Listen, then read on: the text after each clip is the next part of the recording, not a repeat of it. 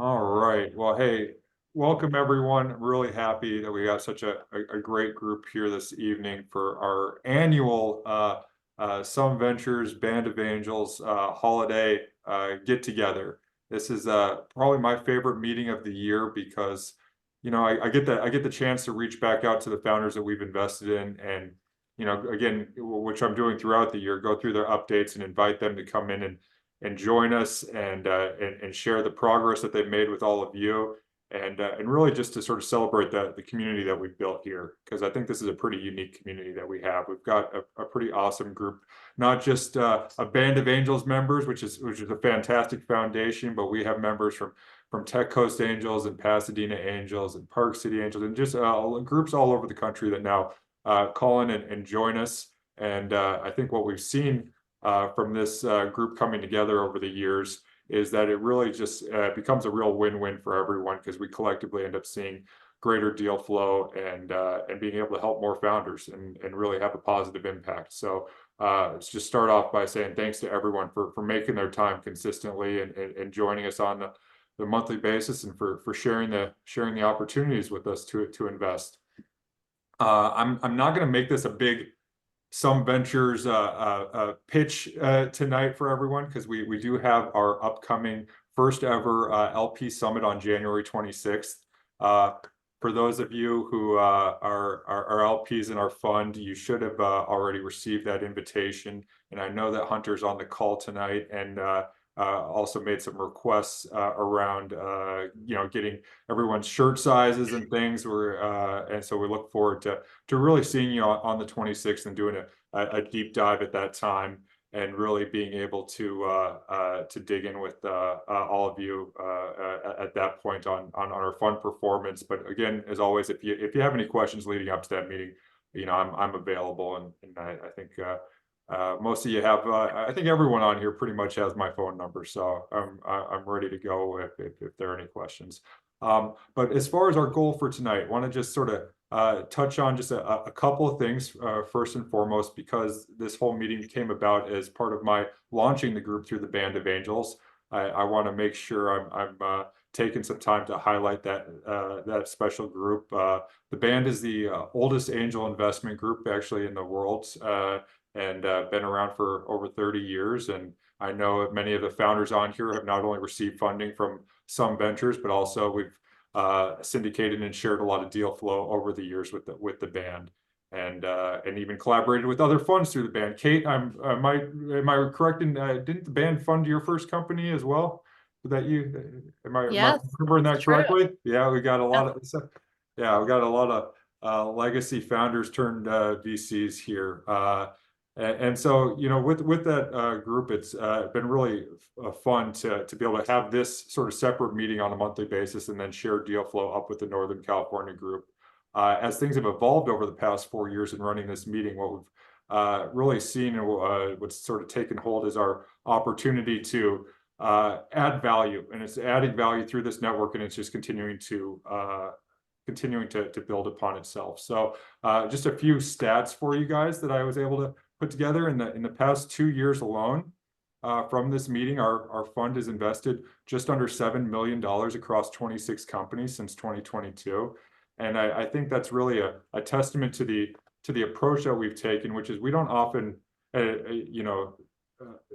invest large checks right away into companies. We're big believers, and I think many of the angels here are big believers in placing early bets on high-performing individuals and high-performing teams operating in interesting sectors, but then watching and tracking those founders over an extended period of time, and really being able to identify inflection points through adding value with those founders and working with them over that period, and then increasing our investment.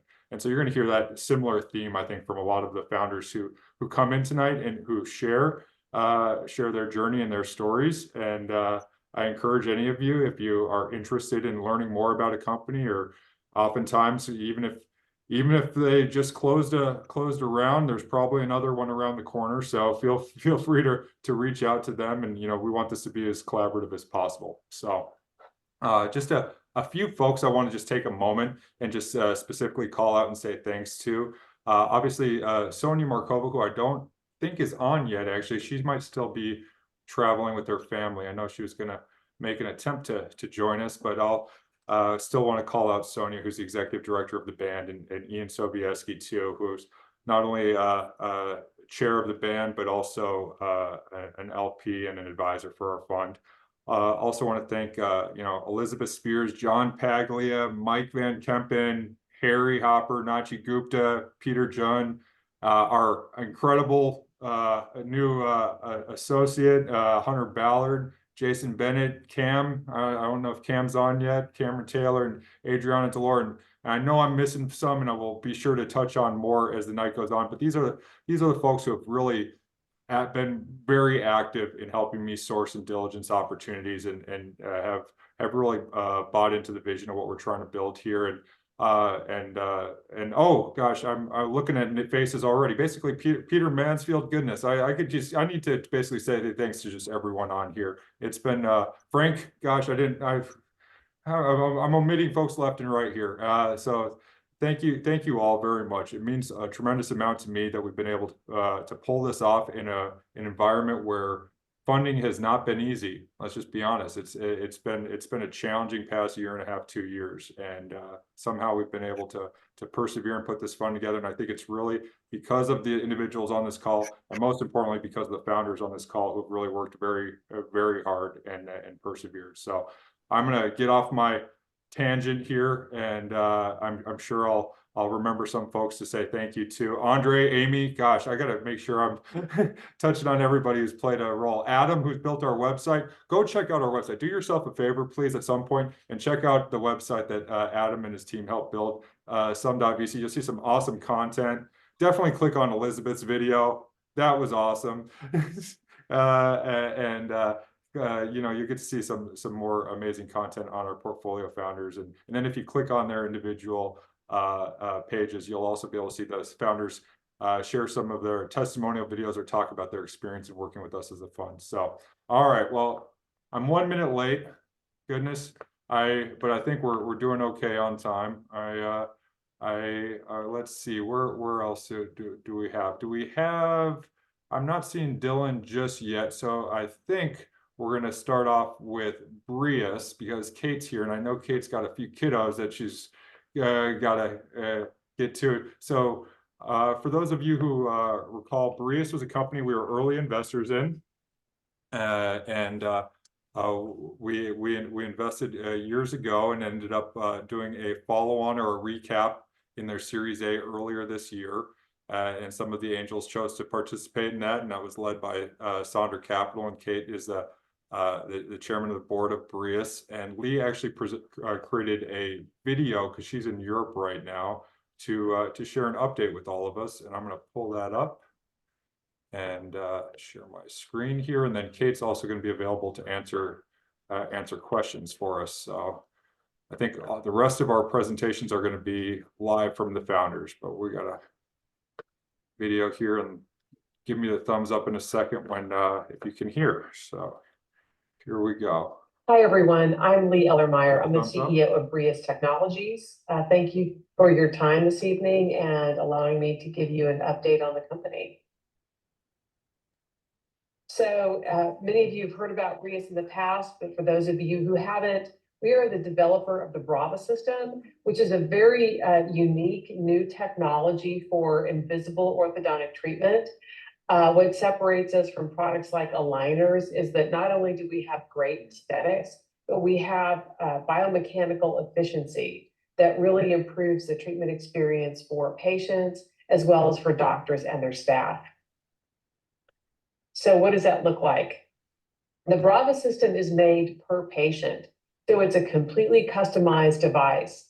We make customized brackets that go on the teeth, and then we make this Brava, which has a little anchorage bar and independent arms, which move the teeth independently, which meaning not connected to each other like traditional orthodontics where you have a wire and brackets on the teeth.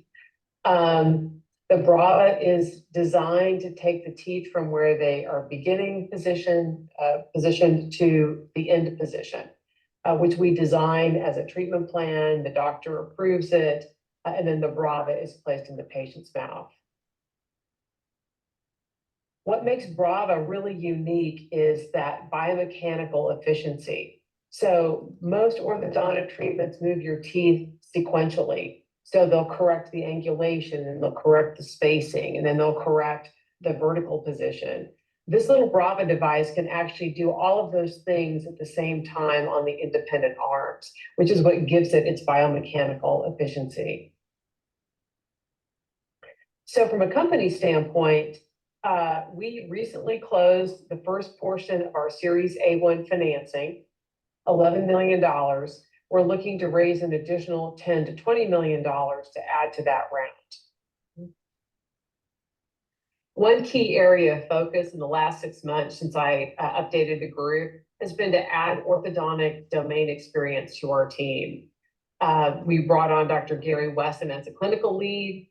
We added Jeff Smith and Kathy Artman, who both have experience with lingual devices as well as aligners in product development, product marketing, education, and KOL management, right? Bringing doctors on board who can go out and speak about our product at conferences and meetings. Additionally, we have Rutger Rubert as the CTO. Rutger brings a wide breadth of experience in developing mass customized devices. He was my co-founder at Lingual Care, which was the very first company that was founded to make only a lingual device, a very highly customized lingual device. That company was sold to 3M. Rutger was also the founder of Orometrics, which was sold to Dentsply Sirona. He has extensive experience in not just development, but also creating patent portfolios to support those types of products. We're also very fortunate to have added Dr. Cindy Rourke. Dr. Rourke joins our board of directors. She is not just an experienced practice dentist, but she's worked in DSOs for the last 15 years. She's currently the chief clinical officer at Sage Dental. Dr. Rourke brings great experience in bringing new technologies into dental practices. She certainly understands those challenges and brings that knowledge to our team. So throughout 2023, we've been very focused on enhancing our product and optimizing it, and making it more clinically efficient, easier for staff members to use, more reliable in terms of outcome, and then also patient comfort. I don't want to spend too much time getting into detail on this, but what I wanted to say is that I feel like where the product is right now is great and ready to be rolled out on a much broader scale. So to that end, we've just started working with a group in Japan. Sheet Medical is Japan's #1 native aligner company. They are expanding to become a DSO. So they sell to clinics with their aligners. They also have several of their own clinics. We're rolling out with them to 17 clinics and 35 of their partner clinics. They've already signed up for part of the launch. Right now, we are in a pilot period with them, translating all of our materials into Japanese, creating all the right training materials, as well as translating our planner software. So once we're in the market with them, we expect to sell a pretty significant number of units in the next 12 months. It's about a $5 million revenue opportunity just in Japan. We also, this summer, launched in Singapore. We have our first group in Thailand that's done more than 100 cases. And we have added Vietnam to our list. So we see a real opportunity in Asia for the device. This was our first Japanese patient, and one of our trainers, Sebastian, who was there to teach the team. Our first rollout was at a clinic in Shibuya, which is an area in Tokyo. So why should you be excited about Brius? Not just the immediate opportunity in Japan, which we think is significant and gives the company an opportunity to really build volume, which is where you learn, and that's where you get cost of goods optimized, is through that throughput. But this is an enormous market. It's $22 billion worldwide, and it's growing. We see more and more adults coming into orthodontic treatment. We see opportunities, in the U.S. for sure, but in the U.S., about 42% of patients have had some kind of care as an adolescent. In many of these Asian markets, that number is more like 10 or 15%. So there's a much larger adult population that's never had orthodontic care and that would benefit from it, but might have cases that are too complex for products like aligners. And we offer a great aesthetic solution for that adult market. We have developed what we believe are very significant barriers to entry with our patent portfolio, which covers the core portions of Brava, the anchorage bar with the independent mover arms. I think we've got one of the best teams in orthodontics with great experience in developing patient-specific devices and delivering those devices into the market. So I hope you will join us on our Brius journey. Unfortunately, I'm not able to answer questions because this is a video recording, but I believe that Kate Garrett from Sonder Capital is part of the call and that she can answer those questions for you. Again, I want to thank you for your time and thank you for considering Brius. Awesome. Well, that's Lee, and for those of you who've had the chance to get to know her, she's just an incredibly impressive serial founder. And I'd like to just open up. We're not going to have the purpose of tonight is not to do deep dives on each of these companies, but at the same time, there is just a pressing question for anyone in the room on Brius, what they just saw. We do have Kate available to answer, a couple of them. I'll throw out one just early one. Kate, would you mind talking a little bit about some of the pending interest, or can you share a little bit about some of the pending additional investment interest and what's been happening on the sideline there? Yeah, well, so as Lee mentioned in her video, we're in the process of extending the A1 financing. The first close happened middle of this year, and with approximately 11 million, and we're raising an additional 10 to 20 on the same terms for that round. We have a number of interested parties right now, including a group that is the most prominent dental investor globally. That's my own descriptor, but as far as I'm aware, they are the largest dental specific investor globally, and incredibly excited to have attracted their attention. We are in final conversations with them as well as several other players, and we'll have more information to share in the coming weeks. What I would say is, as we started this call, it's an incredibly tough fundraising environment for many, many people. I also think that creates incredible opportunity. And when I think about Brius, I hope you saw with Lee, we have just a phenomenal team there. We have a proven technology.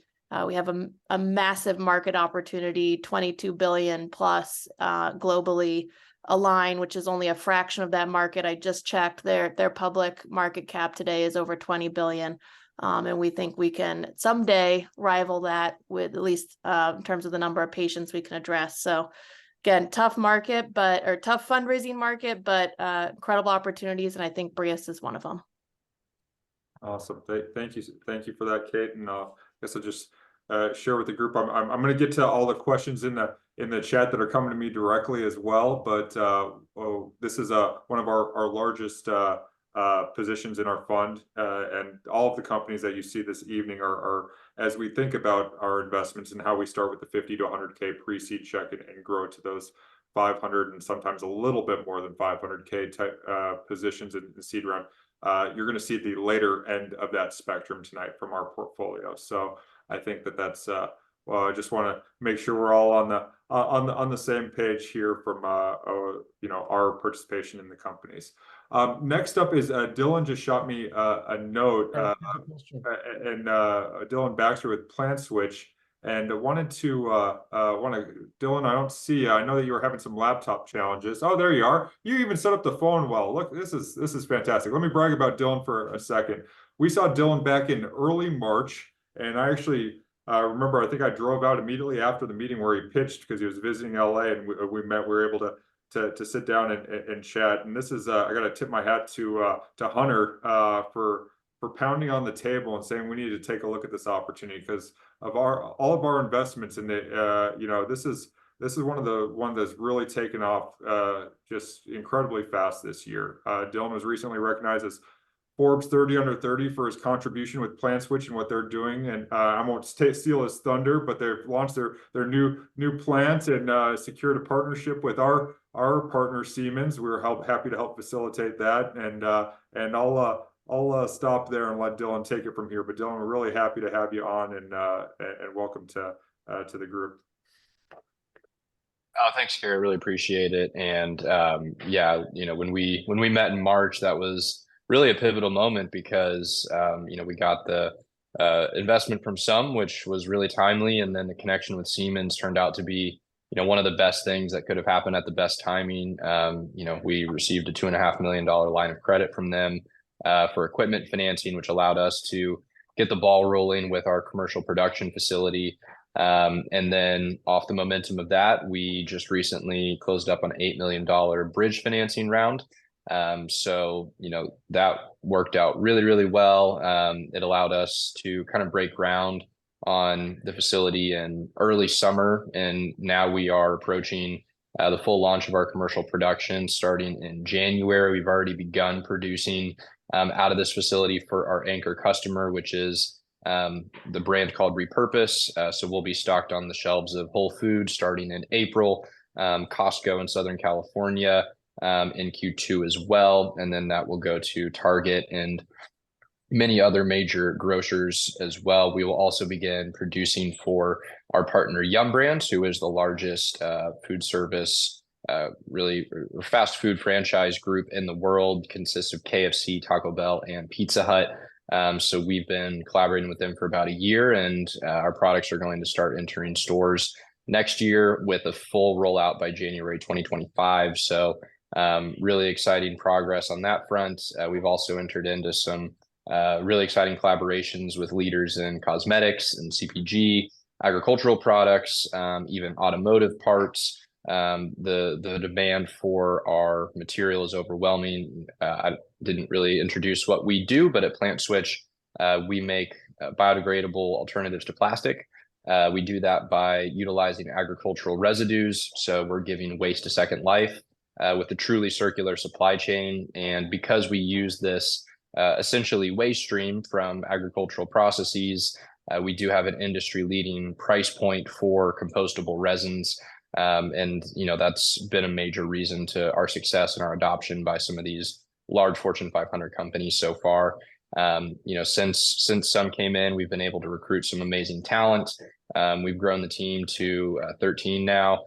We've brought on 3 PhD chemical engineers, one of which won Time's Best Invention in 2022, one of which was leading biocomposite research for Oak Ridge National Laboratory, which is really the leading academic institute for biocomposites in the world.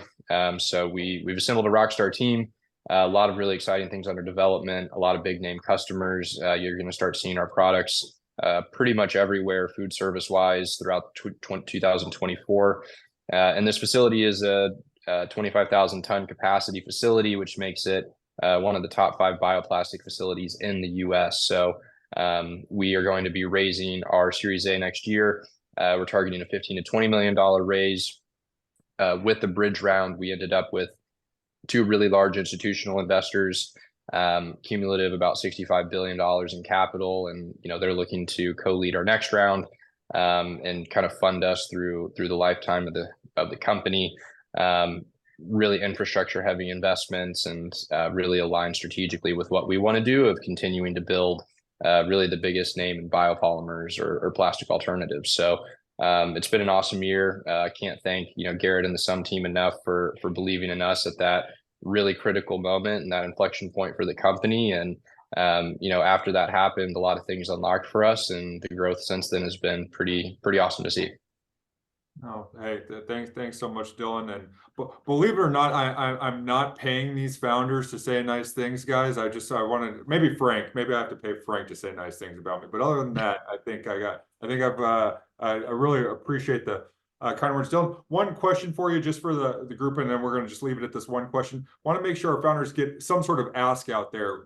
Is there a hiring need? What is the next challenge that you're facing that our group here on the call might be able to think through and help you with? Yeah, I think introductions to relevant manufacturers of plastic products is always appreciated. We have done a lot of work in the food service space and are working with most of the leading players there. But I mentioned we're going into cosmetics, we're going into CPG, we're going into agricultural products. If you know folks that make plastic products or use plastic products at scale, we would greatly appreciate any introductions there. I can see from some of the inbound messages I'm getting, we're getting some intro ideas for you coming through the chat already. So, so that's great. That's what I'd love to see from the group. So thank you. Thanks again for making the time on the East Coast, Dillon. Appreciate it. And we got a few more founders to roll through. So I'm gonna keep things moving. We got Shane and then Jordan. That's what we got next up. And so I'm gonna queue up Shane Dyer from Ear Green. Ear Green, for those who have seen the video on our homepage or seen Shane on Meet the Drapers, the YouTube channel, or been to any past band meeting early on, you saw probably the coolest sprinkler system ever, which is what Shane says, they 3D print water, which is they perfectly match the water to your yard. And one of the problems I started thinking about many years ago was water conservation and how valuable water is going to be in the future. And this is obviously, there's the opportunity to just completely convert your yard to non-grass, but at the same time, a lot of people like to keep some grass, and I think Shane's solution has really taken off. And I'll let Shane take it from there. But really happy to have you join us. Sounds good. Thanks so much for having me in, and just particularly during the season, really grateful. We were an early band company. In fact, Craig London's on our board, and obviously Garrett came in early in the same round, and then Some Ventures was also part of our 7.4 million seed we raised at the end of last year. So really, really appreciate the support. Garrett, can I share my screen here? That way I have some pictures just to go along with this head. But Ear Green, I think you mentioned before, Ear Green makes this, oh, perfect, desktop too. There we go.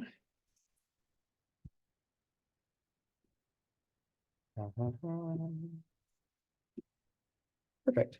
So Ear Green makes these precision robotic irrigation systems. So that if we looked at who funded our last round, it was kind of this intersection between like robotics and deep tech people and sort of climate tech, water sort of folks. So that's kind of where we live in that intersection. The interesting thing about this as well is the first robotic sprinklers we put together have been the smaller robots. So our beachhead segment is going after residential irrigation. So all those lawns around you that you see, wasting water in the sidewalks and in the driveway, things like that. Those are the folks that we go after. And the piece to go, the reason why we're going after this is really just, you start to look at water use, and even a wet year or two in California doesn't really slow down the overall trend, which is, water prices are up 80%. Biggest states for us are like places like Colorado and Utah and Texas. Texas is our #1 state right here as they start to grapple with population and water size. But this is what we do. So we make these, robotic irrigation systems that basically perfectly trace the landscaping. It's just kind of amazing. And then the shtick for this is essentially for the same crop growth or the same grass growth, you're using 50% of the water. So we can water and get the exact same growth and save about 50% of the water in that piece. So which means in places like California or Colorado or Texas, where water prices are more expensive, we're seeing payback periods on these systems that are like, somewhere between 3 years and 5 years. So, I think I joined this company because I started to look at this and I went, okay, we got all the patents on this, and the ROI is about twice as good as solar. So you'd be financially insane to put solar panels on your roof and not replace your irrigation system.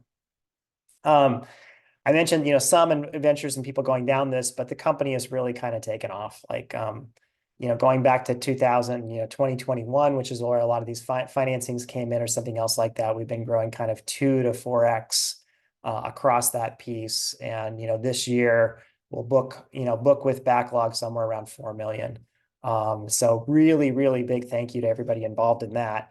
And, one of what's most important is even with, consumers being a little more shaky, the CAC has gone down as well. I mean, there's a big emphasis right now on finding efficient growth now in this piece. So we've got the CAC down about 5x. And for all the people that, it's too technical for a Christmas party probably, but, CAC to LTV is kind of our golden ratio here and the way we run the company.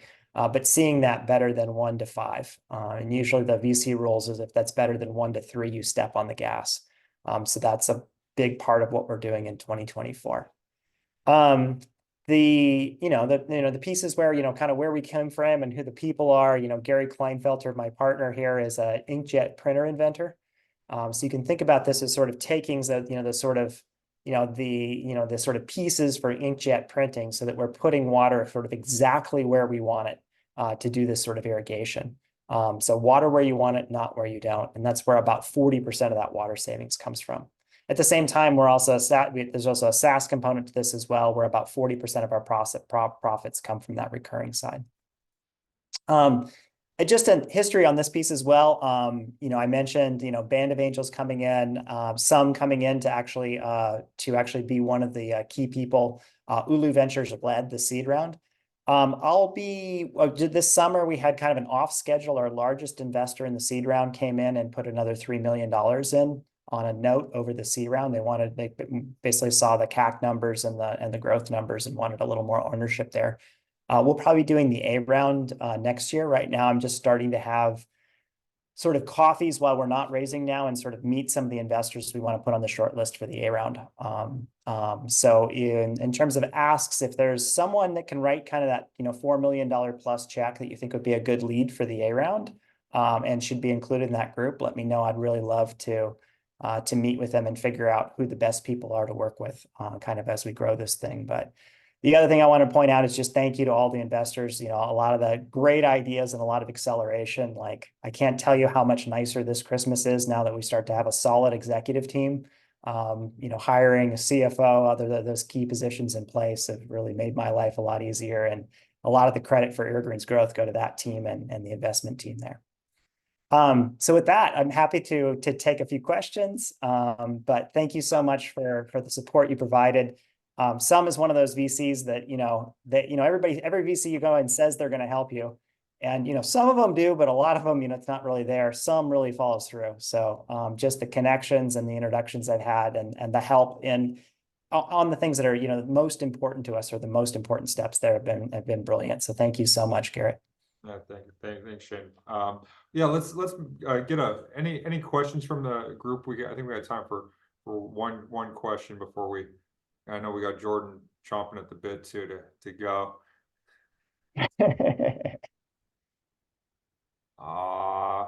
I tell you what, I think one question. Well, I'll ask a product focused question. Could you share a little bit, not just about the cost savings from the water standpoint, but just even from the install standpoint, the reduction in piping, the app that you guys have built? Could you just do a little bit of a deeper dive on everything that's there? I think one of the other pieces we do is if you look at the system, you'll actually see these robotic heads are in the center of every zone instead of on the edge. So for a typical install, instead of having 40 different sprinkler heads, and we all know these, they break, there's always one spraying in your driveway or something else like that. Usually they get reduced to about 5 of these digital heads. And what that also means is about 80% less trenching and piping. So there's a huge trade-off. It's about a third the labor to put in one of these digital systems that uses software to distribute the water versus the regular kind of mechanical sprinkler systems that take this kind of labyrinth of pipe throughout your piece. So as we're seeing labor rates kind of go up, that's been a really successful way to convert a lot of the contractors to sit there and say, look, you can make twice as much money installing these digital systems because it's not as labor intensive. So your crews are much more efficient. Awesome. Well, thanks. Well, if you want to stick around for a couple minutes, I'm sure you might get a couple of direct questions in the chat, Shane. But we'll be sure to have you back to our future meetings as we push forward towards the Series A. So pleasure, and thanks for all the support, y'all. Yeah, thank you, Shane. Awesome. Well, next up we got Jordan. Where is Jordan? I saw you just a second ago, Jordan. You're here somewhere. Hey, how's it going, everybody? Hey. Thanks. I still can't see you. I don't know what's happened to my screen, Jordan, but I know I hear your voice. So you know what? We're just going to go with it. Let me introduce. Oh, there you are. I'm sorry. I've only had half a drink. This is really inexcusable. Let me give a little bit of background on Automotus real quick. And I think most people on the call have heard from Jordan and have heard me talk about Jordan in the past, but I was really proud of the investment in Automotus, especially because this is a founder who I think we spotted the potential in really very early in his journey. And, coming out of coming out of Techstars and just really around that first safe at like $5.5 million valuation. We jumped in first as an angel investor, and then we're able to follow on as a fund and watch Jordan go from, you know, closing just a couple of cities to dozens of cities now around the country. And I think it's great to have Jordan back, because now he can talk through, you know, all the accomplishments and then some of the challenges that come with those accomplishments, because you close hundreds of millions of dollars worth of contracts and you have to go deploy cameras in cities all around the country. And so, Jordan, couldn't be happier to have you on. I'll just close with saying that if you look on our website, you'll see a lot of interesting Automotus press. Not only has Jordan won top parking technology company in the country, next big thing in tech, but I'm sure I'm missing a few of them there. But it's just been amazing to see the growth and the traction from Automotus over the past few years. So, Jordan, why don't you take it away? Well, I appreciate it, Garrett. Great to see many familiar faces and some new ones. I'm Jordan Justus, co-founder and CEO of Automotus. As Garrett mentioned, I think Garrett's been an investor and some band members have been investors for, probably 3 years now, two and change. But 2023 was a big year for us. We went from having 3 cities under contract to now just about 15 cities, equating to what we estimate about 37 million now in ARR that we're working to get online.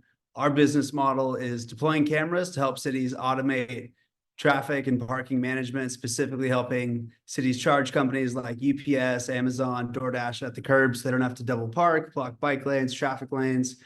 And so we now have a little bit north of 4,000 cameras under contract, got about 100 deployed today. And so we just installed 10 this afternoon in Pikeville, Kentucky. Not our most glamoring city, but we also got thumbs up yesterday from New York City, which is pretty exciting. That'll be our first foray into the New York State market, and obviously a big customer. But this is going to be a massive year for us, deploying all of those cameras, ramping revenue significantly. We've got a lot of pipeline alongside that, but 2024 should be a year where we turn profitable. And we're super excited to be here with all of you guys and have many of you on the cap table along for the journey. It's been a lot of fun, and now we're starting to see some of those benefits. As a quick update too, we did close our Series A last month, which was nice to get done. As many have said, it's been a difficult funding environment, but thrilled to have City Rock Venture Partners, who is a good group in our space, in the GovTech space, well-connected, lead the round. And yeah, we're heads down, focused on continuing to dominate the North American market and begin expansion into Western Europe and some other developed countries. With that, I will stop there. If there's any questions, happy to answer them, or take it offline. I'll ask a couple of leading questions here. Jordan, would you share with the group, just from memory, specifically what differentiates the technology that you built with Automotus, and then the pricing model and how you're entering cities through the rev share and then through the fixed fee, and just highlight a few of the cities where you have contracts? I guess that's 3 questions, so that should cover it. Yeah, not loaded at all. We're a computer vision company. We deploy cameras that have embedded GPUs, multiple sensors for reading license plates, and then we use the GPUs to track vehicles as they move throughout the public right-of-way, so that we can associate park events, whether they're transactions or violations, with vehicles. That's a pretty robust combination of algorithms to prevent against things like occlusion, when trucks are blocking lanes and things like that. But by and large, there's been a lot of development on the hardware and on the computer vision side of things to make sure that we're able to deliver on everything that we say we can do accurately, reliably, and at scale. From a business model perspective, we charge either $7,500 per camera per year, or we take a percentage of the revenue that we generate. And because we are accretive, each camera generates between, on the low end, around $24,000, and on the high end, as much as $125,000 a year in annual revenue. We can take a portion of that and finance ourselves through a sales and leaseback facility to deploy all of the hardware and not use equity-based capital to scale, but at the same time, not charge cities up front and take a percentage of the net new revenue. And this has been a massive growth accelerant for us. I'll just share one slide from I got a deck here somewhere that just shows over the last year the revenue share model really ramping our contracted ARR, and so that's been super helpful. It's also very timely, as a lot of cities received ARPA funding during the pandemic to shore up their city budgets. That's coming off their books this year, and many of our cities across the US will be operating at a deficit and are looking for new revenue sources. Awesome. Well, thanks so much, Jordan. I invite you to just stick around. I'm sure there might be a question or two aimed at you directly here, but we'll let you handle those, and we're gonna move on to our next portfolio founder. But congrats on all the hard work and the results that are coming from it. Appreciate it. Happy holidays, everybody. Happy holidays, Jordan. All right, I think, do we have Pablo on the call? Is Pablo here yet? If not, I see Kevin's here. I'm here. Oh, Pablo's here. There's Pablo. Awesome. Well, we got Pablo's up next. Let me brag about Pablo for a second. Pablo was, as we've found that founders often refer the best founders. It's just been a great cycle of inbound opportunities, not only from all of you, but also from the founders whom we've invested in. And there seems to be a real, as much as I love Pepperdine and USC and all the universities, there seems to be a definite UCLA slant to some of our portfolio. And Pablo actually built Clearclub out of his no, not necessarily dorm room, but out of his apartment while getting his MBA at UCLA. And what I saw in Pablo early was just sort of that grit and domain expertise and just drive to that. No matter what, nothing was going to stop him in building what I consider to be like the Dollar Shave Club for oral wellness. And to date, he's created the largest direct-to-consumer night guard company in the country. And I'll let him elaborate on that, but it certainly hasn't been easy in direct-to-consumer funding here the past couple of years, but he's persevered through it and knocking on the door of profitability, which actually is, I think we're pretty much right there as a company. So Pablo, why don't you take it away and share a little bit about what's happened with Clearclub? Yeah, solid, Garrett, and thank you everyone for having me here. Just to start mentioning, Garrett introduced a little bit, but yeah, we do custom night guards for teeth grinding. That is how the company started. So we send impression kits to our customers, direct to consumer, because when you go to the dentist, these night guards could be over $500, and we sell them for as low as $95. So we have this subscription model where you can get a new one every 3, 4, or 6 months for as low as $45. And we have built this great business where we're getting close to 50,000 customers. We manufacture everything in our facilities in LA. We have been really focused this year in getting to profitability, as Garrett was mentioning, and we're almost there. We have had some typical issues that maybe delayed it a little bit, but we're very confident that we will get there at the beginning of the next year. So we're very happy about that. To achieve that goal, we have been focusing in 3 different areas. One of them, we started offering different products that basically we can cross-sell. Our biggest asset are the close to 50,000 impressions or mouths of people that we have in our storage. So basically with that, we can use the same mouths of customers to sell them different products such as teeth whitening, retainer, sports guards, or other complementary items that are just custom fitted to our customers' teeth.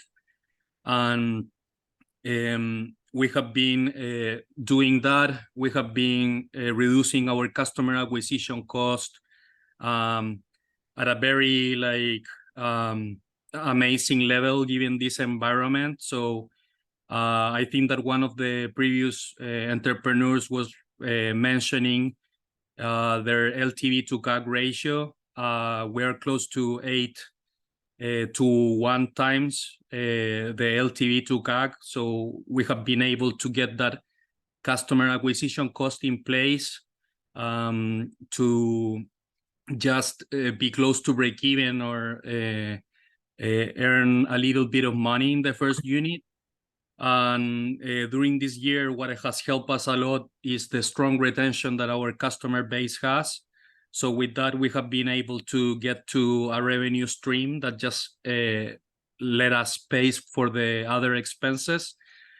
And what is coming up next is we have been working in different programs in how to expand our growth in a sustainable way.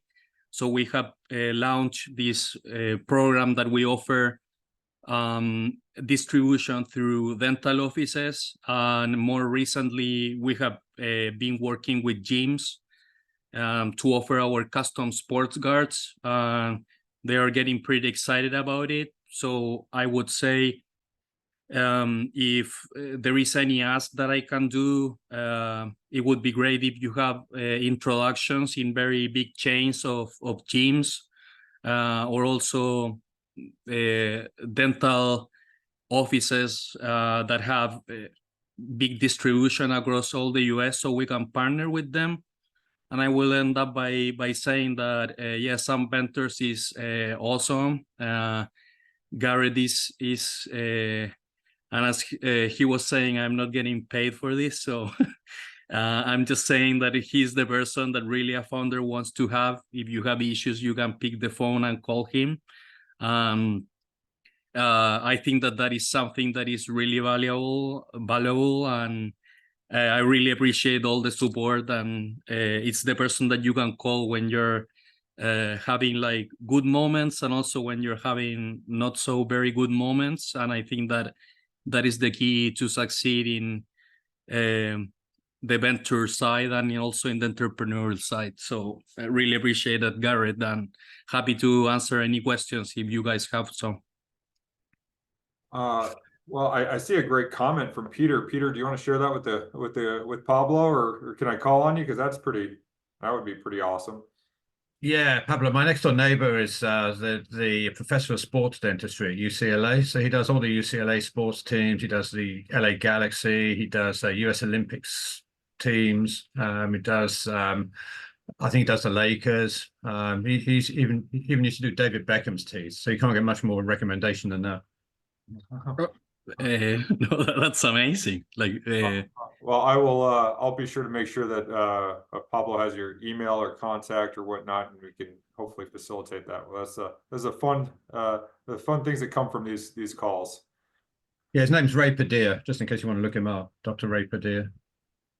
Okay, Ray Padilla. Okay, I know. Right on it, and yeah, I will send you some sports guards samples. And yeah, Garrett, please, if you can connect us, Cool. let's do it. But yeah, getting the Lakers would be a good start.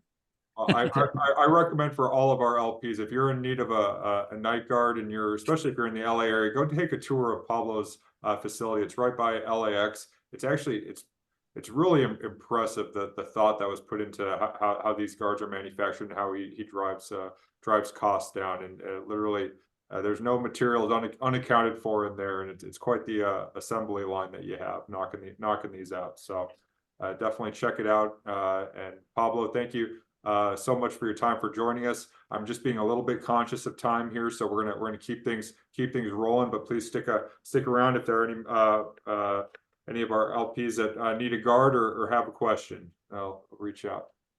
Awesome, and thank you guys for having me, and thank you, Peter. I will be in touch for sure. Yeah, I just put his bio into your chat thing. Okay, awesome. Yeah, and don't want to spend too much time digging into terms for each deal that we're in, but this is one where in the single digits million post money valuation and a couple million in revenue already and knocking on the door of profitability. So really, it's a great position for us as a fund, and Pablo's really, like I said, pushed through and making it happen over there as a solo founder. All right, I think I know who's up next, but I'm going to double check just to make sure. Yes, we got Frank. Frank with Pay Amigo. So this is a special case, a little bit of an unusual case in that not too often, or really I don't think I've had the opportunity to ask someone or to serve on a board of directors with someone, learn so much from them, get to the point where I want to ask them to be an advisor for our fund, and then basically bang down their door and ask them to accept our investment when I found out he was launching his latest fintech venture. And that's sort of the progression of Frank putting up with me over the past couple of years. But really, I'm really happy that not only we have a significant chunk in, but we're actually doubling down on Pay Amigo. And so if your LPs have been, for those of you who have been putting up with a couple of my calls and closing things up here as we wrapped up our raise, this is a good example of where we've increased our position recently. So thanks so much, Frank, for joining us. And if you wouldn't mind sharing just a little bit high level overview, and I mean, you know the drill. I'll hand it over to you. I do. And by the way, Garrett, you don't have to pay me to say nice things about you. Garrett's been super supportive, just like everyone else. As mentioned tonight, he's been just as supportive of Pay Amigo, and we're deeply appreciative of his of his involvement in the company. Pay Amigo, for those of you, that might be a refresher for some of you, but it's a single infrastructure platform API contract to provide local payment methods to enterprise merchants for cross-border activity, primarily building into emerging markets. So we just started the company in February, so we're still less than a year old here. We've raised about 1.8 million in total. Garrett is pushing to put a little more money, and that'll be the last money we take into essentially the safes that we've issued to date. But what we've done over the last year, we've acquired essentially local entities in 9 markets across the world: Brazil, Argentina, Peru, Colombia, Mexico, India, 1 licensed entity in Europe. And we've licensed platform capable of integrating the local payment methods in these countries, and began processing in our first country, Brazil. Today we have a series of merchants live in Brazil. We're doing about 36 million annually in TPV, so not that much, but the more important number is that's at a 480 basis point net margin all in. We generate our net margin through 3 methods. One is take rate on processing volume. The second is a mark on FX, as we accept local currency but repatriate it back to typically a G10 currency somewhere in the world, usually dollars, euros, or pounds. So really, in most cases, just one of those 3 currencies. And third, by a series of risk management services we can overlay onto the transactional volume. So far, Brazil is our only country live, but we'll have a series of other countries through Q1 and Q2 of 24 actually light up. The next series being Argentina, Colombia, and Peru in the first quarter, along with potentially South Africa. And we have a series of merchants signed or engaged in redlining contracts with us right now through both referral sources and direct merchants. We're actually approaching about $6 million in ACV, annual contract value. one thing related to that, though, that contract value is reliant on and contingent on lighting up a series of new countries through Q1 and Q2 of 2024. So we'll actually start to realize that revenue primarily in Q2, Q3, some maybe even in Q4 of 24. It's still a pretty good metric, and we feel really good about what we've done and what we built to date and the progress that we've made. We'll be going out to raise our first price round in the first quarter of 24. We expect to raise somewhere between 6 and 8 million, like in that round. Awesome, Frank. I think that the one thing that I sometimes just for members who may not have heard you before, part of what accelerated your growth was your ability to sort of acquire assets that previously existed. Could you speak to that just a little bit to add clarity to how you've scaled so quickly? And yeah, sure. First of all, I've got two co-founders in this business. We're all pretty deeply experienced. We've all started, sold, exited, took public, a whole series of other companies in our pasts and background. You know, we were actually working on a portion of this business at a different company that decided to jettison it. So ultimately we and liquidate their core assets and sell the company.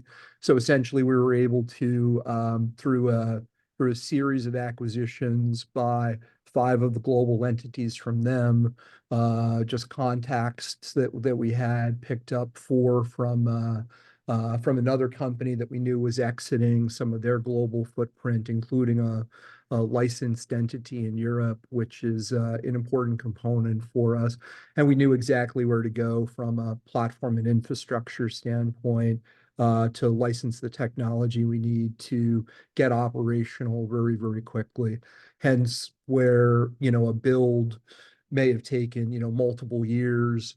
We were in market, signing our first merchant and generating revenue by month 6 or 7, you know, as a result. Oh, that's great. I tell you what, I think we'll probably have time for you're pretty efficient there. Are there any other questions in the audience, or should we move it over to chat and keep moving? But I think that's a testament to the fact that you covered a lot of ground and hit the core points like a seasoned vet there, Frank. Well, thank you. Thanks so much for, I guess, on 3 fronts, for advising us on fintech opportunities, for being a tremendous supporter of all of our monthly meetings, and for making me look smart as an investor. I guess that's probably the first and foremost. I appreciate it, and I appreciate all that you've accomplished here the past year, and keep going. So, Well, thank you. Happy holidays, everyone. And making you look smart as an investor is pretty easy, Garrett. So yeah, all right. great portfolio. Cool. All right. Well, hey, we got probably the lady who, I would say who really helped put some on the map a few years ago. I'm so happy that she was able to jump on it and join us, and it's actually a real joy. One of the things that happens here from when you start early stage investing is you never know who's going to kind of enter into your life, whether it's an LP or an advisor or a founder, and you just meet some really incredible people. It really makes this whole process worthwhile. And I think it can be said about really a lot of the folks. I will say that Pablo touched on it the most. Pablo is definitely the one who calls me latest at night. But one of the calls that I look forward to the most is when Daria calls me with DressX updates, because they're always like incredibly exciting updates with and it's always so much fun when I get to hear from her and attend the board meetings. So for those of you who remember, we actually had the first, among the first few checks into DressX about 3 years ago now, I believe, had Daria and Natalia present at our monthly meeting. And at that time, they were at at a $6.5 million valuation, raising their first capital for this digital fashion idea that no one could quite wrap their minds around. But I spent enough time with them that I really bought into them more than anything, and wrote an initial angel check in, and then that increased, and then eventually we were able to participate when we had the fund. And it's just been awesome watching the growth trajectory of the company, and they've become the largest digital fashion provider in the world. And with that, I'm going to hand it over to Daria to share more about DressX and where they're what's happened the past year and where they're going the next year ahead. Thank you so much, Garrett. And it's great to see everyone. What a great group of people. And yes, it's indeed, it's interesting that you remember that moment when 3 years ago when we met, the valuation of the company was 6.5, and I even have not remembered that time. But now we are actually at 60 million valuation we raised in February of this year due all of the challenges on the market. So, which is good, and that gives us an opportunity to evolve and to pilot all of our ideas that we have to move DressX and to keep DressX as a leader in the space. What we do is we're creating your meta closet, as we call it. So it's selling digital assets. So we make sure that people look great in the metaverse and all the digital spaces. We work a lot with the companies such as Snapchat, Roblox, Meta. And now if, for example, you go to your Meta profile, Instagram profile, you can create the avatar and you can dress directly in Instagram in DressX. And that's the integration of like highest possible level with Meta that we did. And currently we are the biggest provider of clothing to Meta, Snapchat, one of the biggest providers to Roblox. Roblox, it's a totally different beast. It's more for like kids. For example, my son plays in Roblox. And there are a few of the DressX outfits that he owns too in his wardrobe via Roblox.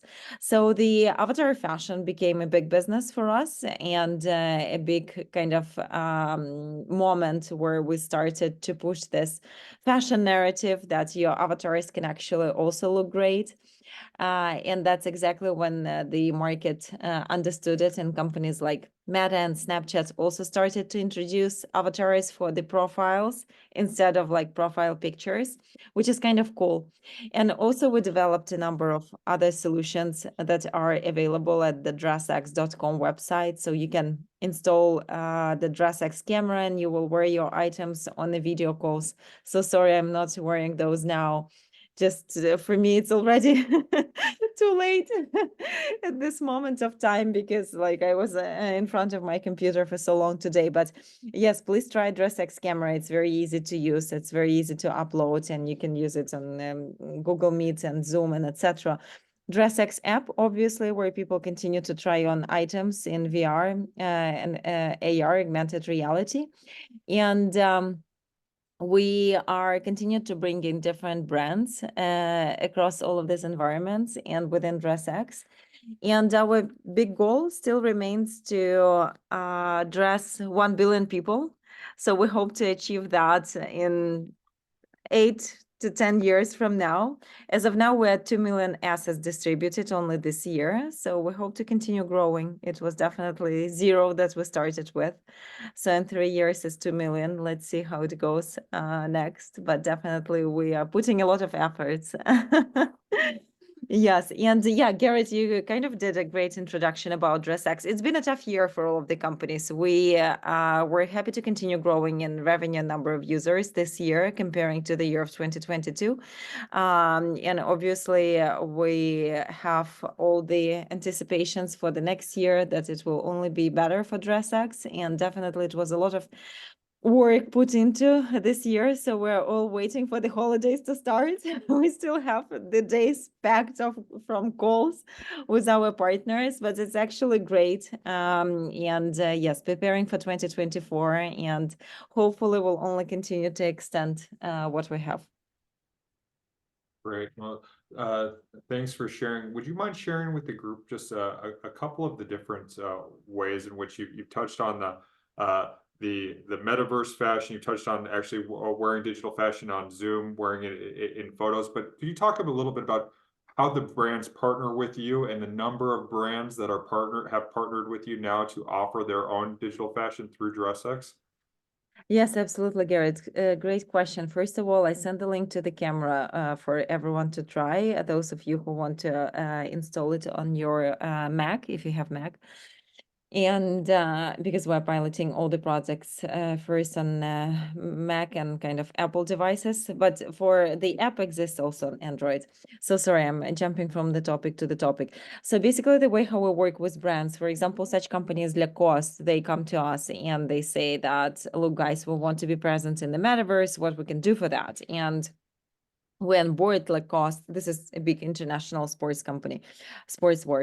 We onboard them on DressX, so they become a vendor at DressX, and we sell their outfits, the very famous polos with alligator logos within DressX that you can wear in augmented reality, create content, and then we bring them to Roblox and we bring them to Snapchat or other platforms of their choice. So that's how we work a lot with brands. First and foremost, they should be present at DressX, and then we can explore of bringing them inside DressX stores within other platforms as well. So that's the way how we partner. And I also wanted to mention, actually, I didn't cover that we will have a big launch with Snapchat next year, because we're also launching clothing for Bitmoji. There are 1.7 billion Bitmojis created, and DressX will be one of the top companies who will be providing the clothing for the Bitmojis. So if you use Snapchat, like you have your Bitmoji, that's the only way how you can use Snapchat. There are no avatar pictures. There are like Bitmoji first that you create. So you will be able to dress them with DressX. And Evan, the founder of Snapchat, he personally asked us to extend the number of items that we ship to Snapchat. So it will be a fun partnership everyone will see in February. And we're also a launch partner with Amazon, and that is coming 2024. I can already mention that because there were a lot of leaks in the press. So it's all true. Amazon is launching digital marketplace, and we are one of the technology partners. So that will be fun. Let's see how it goes. I can't still say what IP we're bringing there, but it will be like another huge company. It's like threefold partnership. We're working together. Will be more. So you see more and more companies start to kind of tap into digital fashion space. Who would know? Amazon, but here it is. Here we are. So that's some of the cool facts about the space of digital fashion. I know that you're discussing a lot of topics here on the call today.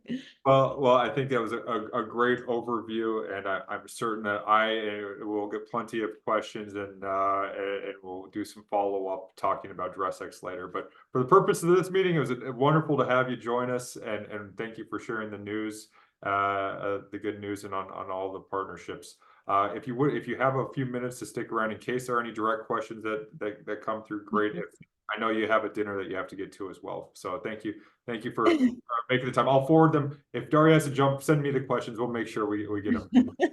Yeah, I'll answer all the questions if you send them to Garrett, and I will just stop the video, but I will stay for a couple of more minutes. If there are any questions, I will answer in the chat. Okay, awesome. Well, thank you. Thanks Thank you again. so much, Garrett.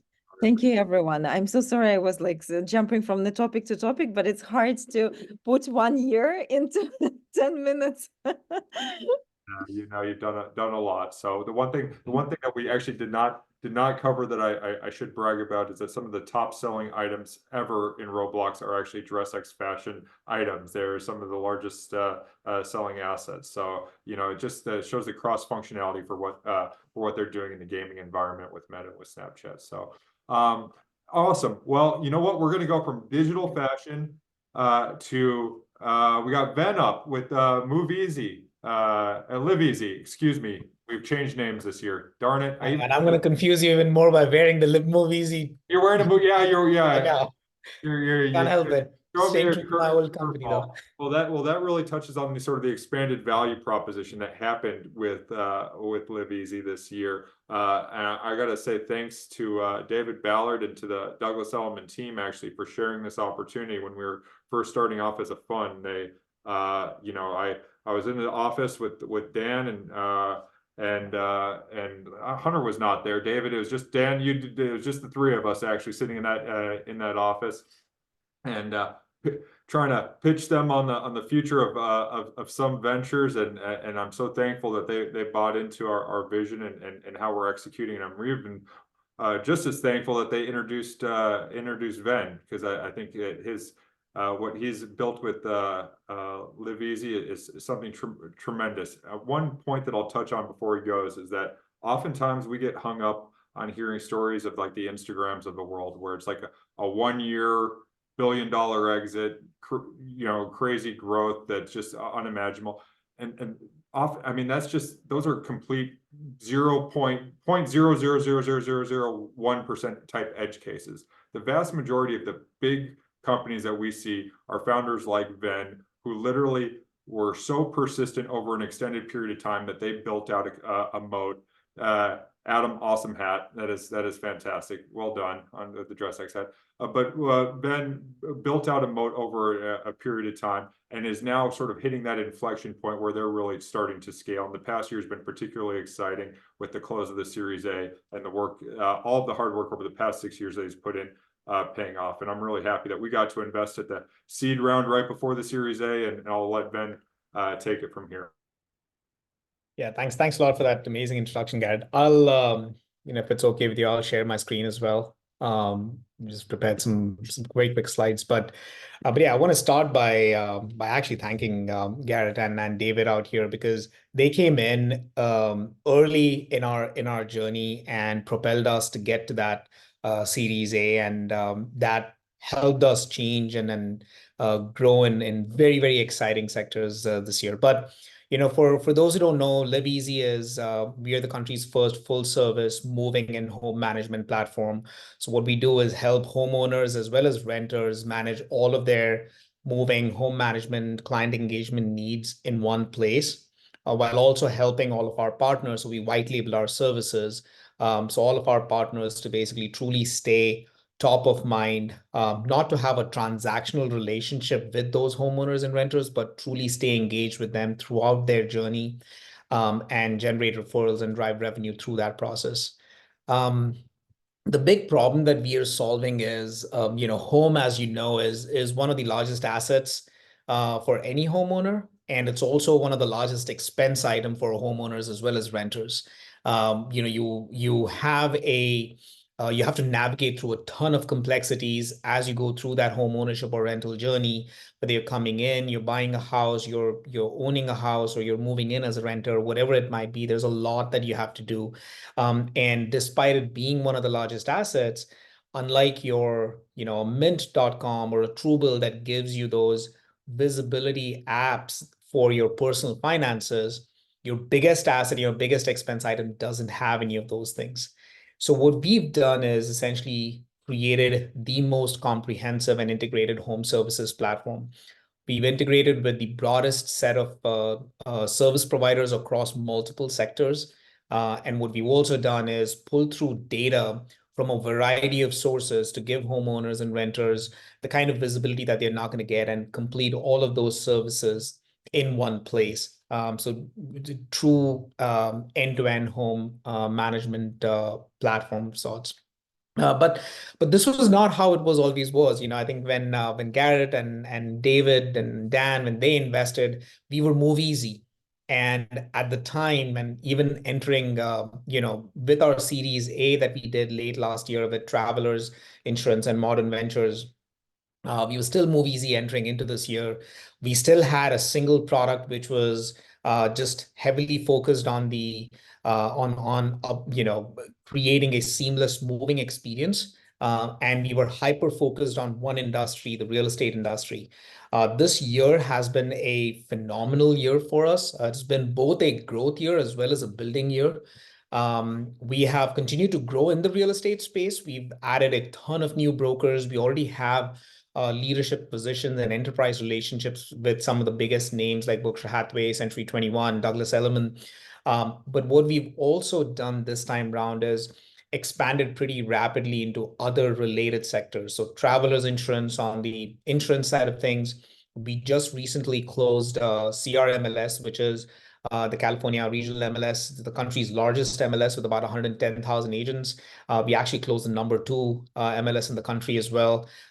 Carter's on the relocation side, we've started expanding into, and in 1 year, we've now expanded into MLS in the market space. We've launched our rental platform to get into the rental side of things. So we've truly expanded from a market standpoint. What we also did was, this was essentially our transition from that Move Easy to Live Easy name. We launched two big products. One was an end-to-end rental onboarding, like a tenant onboarding, offboarding platform, allows us to essentially partner with big and small multifamily rental companies, as well as single family companies, as well as the likes of Zillow and apartment.com, to essentially truly automate the onboarding process for renters. And then we launched our home management platform that expands us into any existing homeowner. This year was pretty, revealing on that front, right? With real estate being an incredibly tough industry to be in, and with not that many transactions, for us, this expansion into existing homeowners just expands that opportunity pretty significantly, not having to worry about whether real estate transactions are going to go down or not, whether rental transactions are going to go down or not, because we're not dependent on the move anymore. Any existing homeowner or renter could use our platform. So that home management platform was a big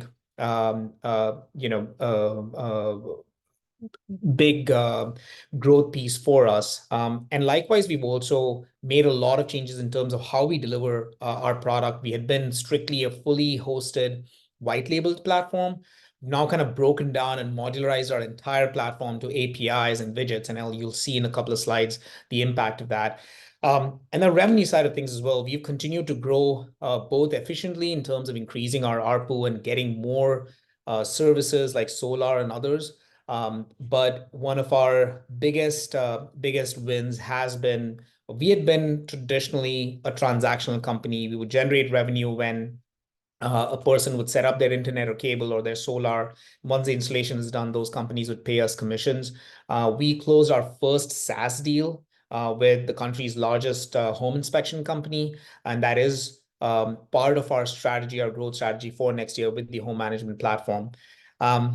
But from a revenue standpoint as well, despite this year being a pretty tough year for real estate industry, we've actually grown year over year for about, by about 40%, and we are budgeting for a 2x growth, more than a 2x growth for next year.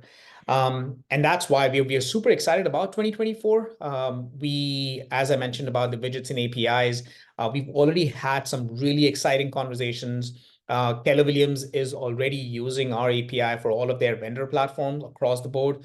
We are looking to expand to the entire moving and home ownership platforms with them next year. Pillar to Post, I mentioned, there are a lot of rental technology platforms that are opening up their platform to utilize our services, widgets and APIs as well. And then again, travelers and companies like that are opening it up for their existing customers. So super excited about 2024. We are continuing to grow. We are looking at, we plan to do our Series B sometime late next year, but we are confident of being profitable next year as well. But yeah, I want to end the presentation by again thanking Garrett. I think, a lot of our investors came at that very opportune time right before, like we all talk about our Series A, but investors like Garrett actually came in at the right time for us right before that, to give us that momentum to be able to generate that excitement from the likes of Travelers Company and Modern to close our Series A. So couldn't be more excited about 2024. Awesome. Thanks. Thank you so much, Ben, for that I think it was a pretty comprehensive update. I tell you what, just from a timing standpoint, I think do we have any questions from the audience on Ben? Do we have one? We haven't had one tonight. I don't know why I keep asking, but I'm gonna keep doing it here. I think that they're probably just coming through in chat. All right. Well, Ben, thank you again. I know that I think that there's going to be an opportunity potentially for some follow-on or the next round next year. So I will keep everyone abreast of, and we're gonna nice thing about being early into companies like this is that you get the opportunity to follow on and exercise your pro rata. So we'll stay tuned, and we'll have you back to share those details here in the not too distant future. Absolutely. Thanks a lot. So please, please stick around if you can, because I think that you might have a chat or two coming your way. So Great. I am going to quickly check my notes. I was busy here. I think if I'm being honest, my daughter's going to be making a guest appearance here any minute. She's arriving at home here shortly. But next up we have Giorgi. So we're going from the moving experience to the home search and buying experience to the communication experience and everything else that Purlin touches. So you know, I'd like to, David, I should almost just call on you to introduce you. I should have called on you beforehand, but no, you're shaking your head. Don't do it. But everyone's probably sick of hearing from me at this point in the evening. Okay, all right. Well, I'll do my best. What's impressed me so much about Giorgi over the past few years is that back in, gosh, it was 2019, I believe, when we first connected. He was clearly skating to where the puck was going with how AI was going to be utilized for not just for home search, but for communication between agents and potential buyers, to marketing of properties. And the vision that he laid out at the day with very little money, he was putting his own money in at the time and putting the early angels together to where he is today. It's been tremendous to watch. And I couldn't be happier to have not only invested in Purlin, but been also able to have to sell Peter John, our partner at Sum, to come into the fund. And I think part of him coming on board was the excitement around Purlin, and he sits on the board for us with Giorgi. So before I rant any longer, I'm going to hand it over to Giorgi to share what's happened the past year and the future direction for his company. Why don't you take it away?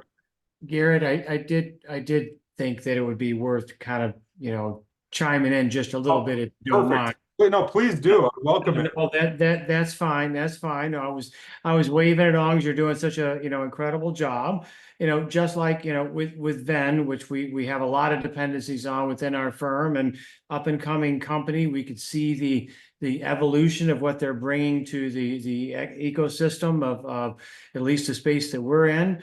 We saw the same thing with Giorgi and Purlin, and saw that years ago about hey, how we can anticipate behavior, and now how can we take that anticipating behavior model and blend that in with how we do business, not only now, but how we do business in the future. So whether it's searching or interacting or a client experience or a new UI experience, that's where we started seeing some of these new companies. It's not necessarily about what you do today. It's about what you could do in the future. And as you said, skating to the puck, where the puck's going to be, that was our whole roll of the dice partnership with Giorgi and Purlin, is getting where we're going to be, where we should be versus where we are right now. So changing that whole experience. So I'll definitely turn it over to Giorgi and let him kind of see the evolution, but we're still building with them. We've rolled out some, and we have a lot more to go, and we're super excited about it. We're putting our money where our mouth is. Great. And for those of you who don't know, David's David. CTO of Douglas Elliman. So I should probably have done a proper introduction there, David. So It's all good. We're all partners. Thanks so much. Thank you, David. Thank you, Garrett. Good to see everyone today. Thanks for having me. I really have 3 topics. One is to talk about Sum Ventures, and no, I'm not paid to do that. Just very quickly touch base on as I've reflected on my journey and my journey with Garrett and Sum, just very briefly touch on that, then kind of give you updates on our product, users, and revenue, and then talk about next year very briefly, what I see coming our way and generally in the market. First, Sum Ventures. I think what everyone's said already what needs to be said, or kind of exhausted the topic. The only dimension I see here is how Sum has grown. I've known Garrett since 2019. And it's not just like, oh, he believed in me, he's a great guy you can call rain or shine. It's really now for me, we have a very complex business. We have very complex technology. So being able to talk to Garrett about capital structure and capital strategy, being able to talk to Elizabeth about AI and where that stuff's going, machine learning, do we have the right dev plan in place for it? Talking to Peter about product expansion strategies, and generally running a business. So it's been a tremendous wealth of kind of resources for us, beyond just support, belief in us, and helping us grow, but really like fundamentally vital advice to growing a business, especially in this tough market. So thank you all at Some Ventures for doing that. In terms of this year, 2023, I really have 3 buckets of updates. First is product. We launched 3. So we have a portfolio of 4 kind of customer touching products that we make available to real estate agents and to mortgage companies, and 2 platforms. So out of those 6 channels, we launched 4 of those this year in 2023.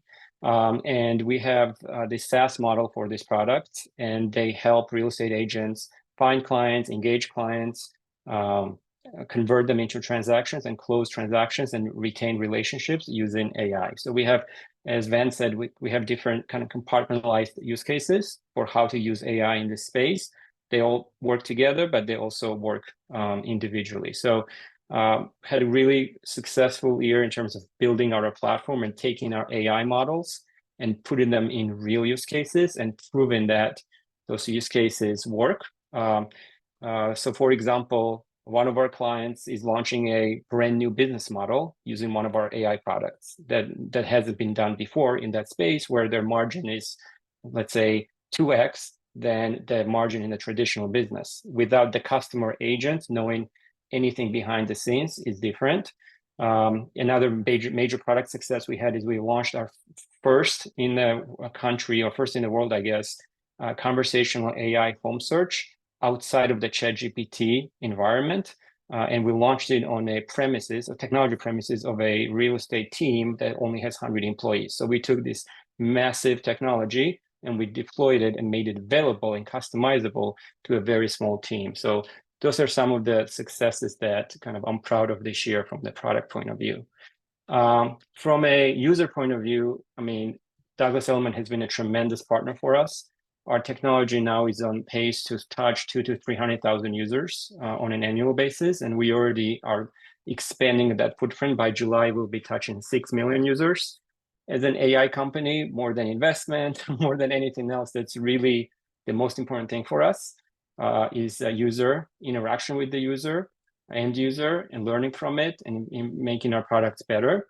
We process about 50,000 listings. We enrich 50,000 listings, and our product is in the hands of 2,500 agents or so right now, and we are on track to get to 7,000 by mid-year next year. In terms of revenue, it's been a tough market this year. Everyone knows that, especially in real estate. Despite that, we grew our revenue almost 5x this year. Between December to December, our ARR grew 5x. I think we've really kind of cemented our foothold in the kind of real estate brokerage business and shown how our technology can add value to the real estate brokerage business. But we also were able to scale downwards, and both kind of vertically and horizontally, vertically into individual teams of agents and even individual agents as recently as this quarter, to kind of horizontally to ancillary businesses to the real estate sale transaction, like escrow and title. In terms of our revenue pipeline, we have a lot on our plate. We have about 5 million in the pipeline right now, actively in the works. All of our sales so far have been founder-led sales, like we don't have a sales team still. And in terms of the pipeline, the biggest excitement I have is a servicing company, a mortgage lending company that wants to use our AI to recapture the runoff from their servicing portfolio into mortgage applications and home ownership, home buying transactions. We are very close to launching a pilot with them in Q1 nationally. Right now, we're discussing, should it be California and these 3 things, or should it be one strategy in the entire country? So it's a good conversation for me to be involved with them. The other big thing that I'm excited about is we've been very big in escrow states in terms of ancillary businesses, in terms of our success of our products. And in Q1, we were launching a presence in title space on the East Coast. So it's again kind of proves our model, but also proves it that it's very versatile and very kind of expandable both horizontally and vertically. In terms of next year, look, I think this year we also benefited from this. There was a lot of excitement, OpenAI, everyone's talking to AI, but I think the other thing that's happening also is people realizing there's a lot of fluff out there that's not real. And I think what's going to happen next year, which will tremendously help us, is people will say, okay, what are the real use cases for AI where I can actually make money, improve my business in real dollars and cents kind of sense. And I think we're really well positioned with all the use cases, proof points throughout the home ownership journey, and now servicing and mortgage. We're really well positioned to play in that space and say, yes, there's a lot of fluff, but here's the proof point. Here's how it actually works. It's fully customizable. You can have it in 2 weeks. And I think a lot of that is what people are going to be looking for next year after there's this hangover from the initial excitement around AI. And that really makes me very excited about what's in store for us next year. In terms of asks, really, we're always looking for kind of innovative companies in the real estate space who are asking these questions. What can AI do for me today, not 3 years from now? Like, those are conversations we want to have. And in addition to that, any servicing, mortgage origination company, or title escrow company that's asking the question of how can I drive more purchase business is a really good conversation where we shine and can do a really good job helping them solve those problems. So that's my update, and I'm here for questions. I'll stick around if there's questions in chat. But again, thanks for having me, and looking forward to next year. Awesome. Well, thanks. Thanks so much, Giorgi. And I can definitely say this is one of the cases where between Peter and Elizabeth, it's been fun having the sort of the team effort in support, which is really the direction that we're going, and we're continuing to build towards as a fund, and really happy for just so many of you who have whether you're actively working alongside of us, like Nachi's just sort of jumped in, whether if you're advising, like Peter Mansfield has done, if you're an operating partner like Andre on the call. It's like this is like, it's really cool to see the different areas of collaboration and how we're finding ways to support this portfolio. So I'll let folks just shoot you messages in chat for follow-on questions, just because I'm trying to be mindful of time, and we've got 2 left. We're almost there, folks. I know I pack a lot in, but gonna get to talk a little bit more fintech here with Kevin Cimring now. And Kevin, for those of you who remember, is a very similar story to many of our founders, and that we brought him into these meetings a couple years ago, and got to give, I believe, I'm almost 99% certain it was thanks to Mr. Mansfield that we were able to bring him into these to this meeting in the early days of paperwork. And what initially struck me about Kevin was not just the fact he's about as likable of a guy as you'll ever meet, but the domain expertise and the fact that he'd been there and done that and built a venture in fintech and exited before, and that he retained a lot of the core talent around him from that initial venture, and that team and their vision as a team for how they were going to improve financial wellness was something that was really stuck with me early on, and that they were the group to execute on it. And sure enough, over the past couple of years, what they've built out is truly impressive. And the large credit union customers that they've closed over the past year that I'll let Kevin highlight is equally impressive. So I'm really happy that we could have Kevin join us tonight. And I guess I'll plug some other funds here too. And that one of the things you'll see with our investments is that oftentimes, obviously we're not often the biggest check in the round, and we have some larger, more senior VCs along for the ride. And in this case, really happy that we had Launchpad Capital and Kickstart Ventures, along with others that were in this opportunity with us. And in Giorgi's case is a very similar story. I actually encourage everyone, check out on our homepage. You'll see a thing on Maya for Giorgi. That's the AI chatbot powering Eklund Gomes website that Giorgi and his team built, and you'll see a case study on Baxter Credit Union featuring paperwork right there on our homepage. So if you have a chance, check those out afterwards. So anyway, with that, I'm going to hand it over to Kevin, and I'll let him take it away with his update. Thank you so much, Kevin, for joining us. Yeah, thanks, Garrett. Thanks for the introduction. Good to see everybody again, and good evening. I know it's getting late for some folks, so I'll try to keep this succinct. Although there are a couple of great updates for 2023, a great year for us. So for folks that don't know what Paperwork is or does, we're a financial wellness platform.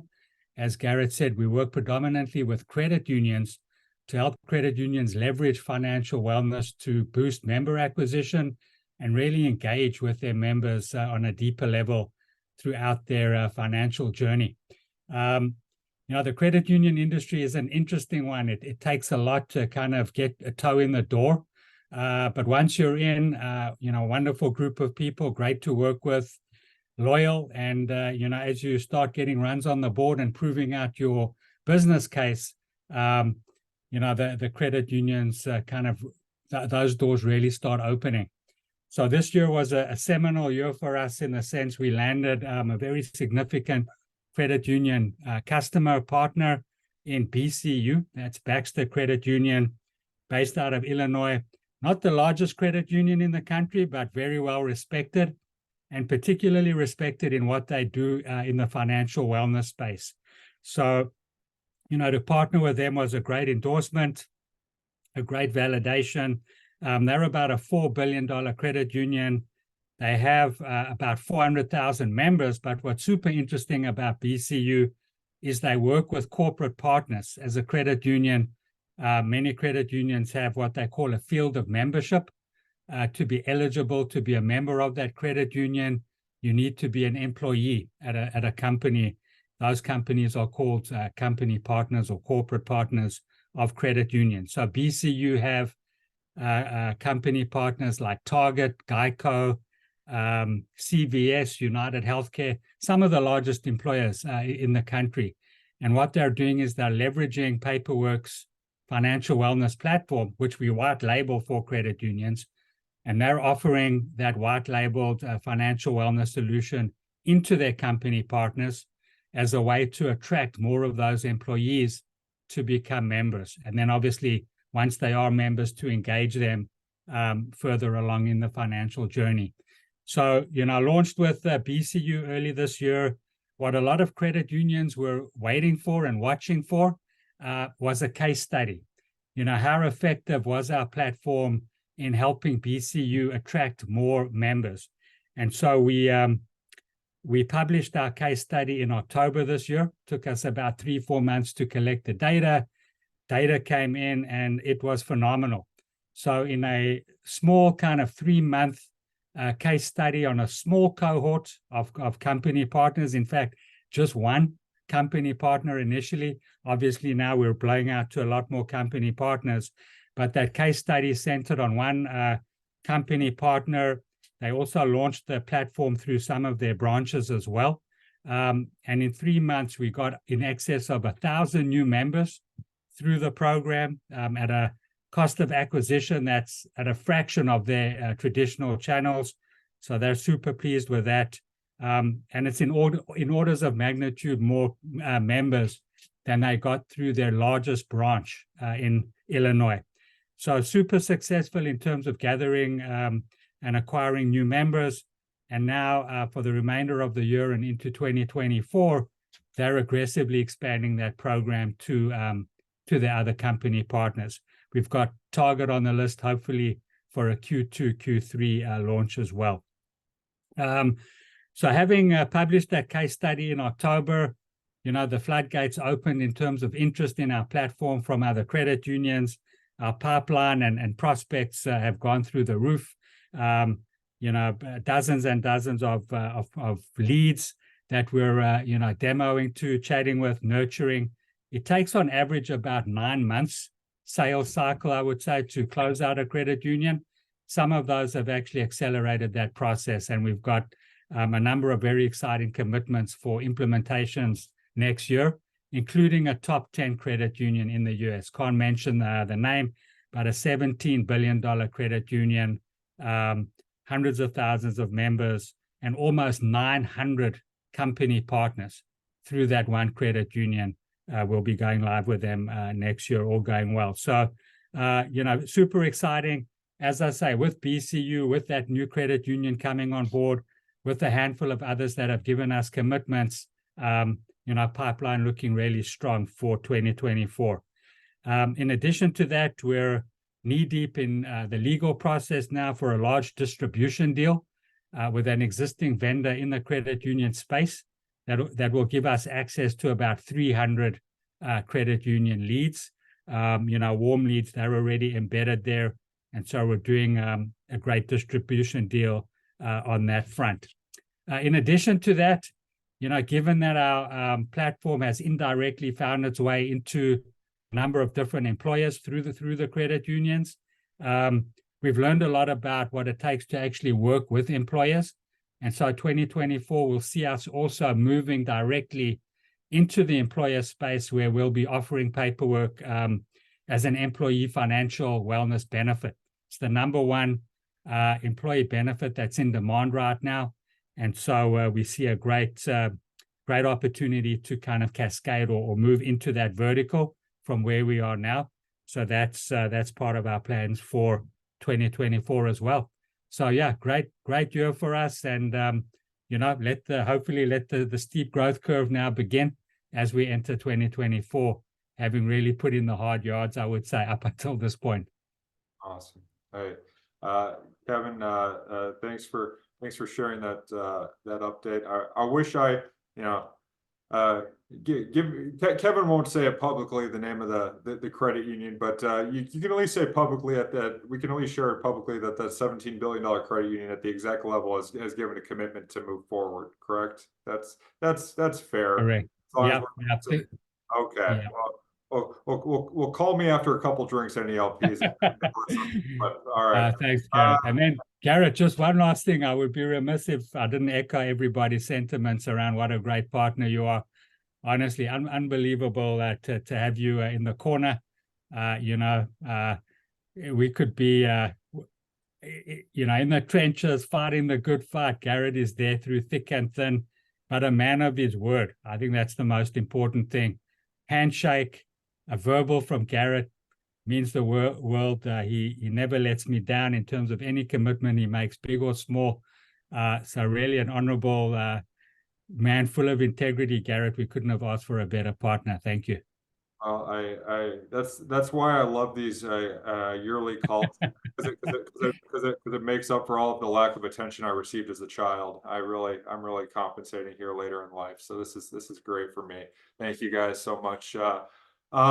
No, Kevin, but in all seriousness, I think it is, and that's part of the reason why I've spent so much of this part of this year focused on team, is because I'm starting to realize when you can only hold so many phones in the hand talking to founders at different points in the day, right? And you got to really bring on people who buy in to the vision of really being there, rolling up their sleeves alongside these founders and supporting them as they grow. And if you look on our website under the team page, you'll see a really an impressive group of people coming together that are more to come as we look ahead to Fund 2 and what we're going to continue growing and building together. But it's definitely, you heard Garrett probably way too much tonight, but it's really not. It's not a me thing. It's a we thing, and it's about everybody who's participating here. So more to. That's why January 26th is going to be so much fun. I really should have picked a better date, because it sounds like I'm saying January 6th, I think, and that's it's got kind of an awkward connotation. 26th of January, we're going to have fun. We're not going to be storming anywhere. We're just going to sit down and be able to break bread with each other and share the future direction for the fund, and a lot more of a granular look at fund performance here the past 2 years. So Elliot, are you on before I say anything else ridiculous on this call? Can we get somebody else to step up here? There's Elliot. All right. Yeah, I'm still with you, Garrett. You're still with me. You stuck with me here. Well, I think that this is probably I don't know if Derek is still on. Wonderful. Again, as our network continues to grow and as our expertise as a fund continues to expand, you've heard a little bit about Elizabeth's background tonight with her experience in AI, having recently built Plantswitch, one of the top computer vision companies in the country, and us being able to sort of pull her away from that for fun too. I've known Elizabeth for the better part of a decade now, having first actually gotten to watch her work with Andre, who's also on this call with Distillery and he can speak to the incredible person that she is and the incredible work she's done on the product side. But one of the things that really made me pay attention to Eduworks was that I got a ringing endorsement from Derek Hugh, who's on the call, and then I got Elizabeth's buy-in as well, who knows this space as well as anyone. It also didn't hurt Elliot's case that, whereas a lot of people are tossing AI at the end of their name, in the startup world these days and trying to go out and raise big money. This is the team who's been at it for a long time, and they've got the track record to prove it, having raised $22 million in non-dilutive capital. And I think it speaks to the value add that we bring as a fund, that they were allowed us to come in at their seed round before, on the same terms as their seed round, before they went after a significantly larger Series A. And so I appreciate the opportunity to come in a little bit earlier, Elliot, and for you welcoming our team, and hopefully we've all collectively been value-added partners for you, and we're going to continue on that trajectory as you close the next tranche and launch this very cool co-pilot technology.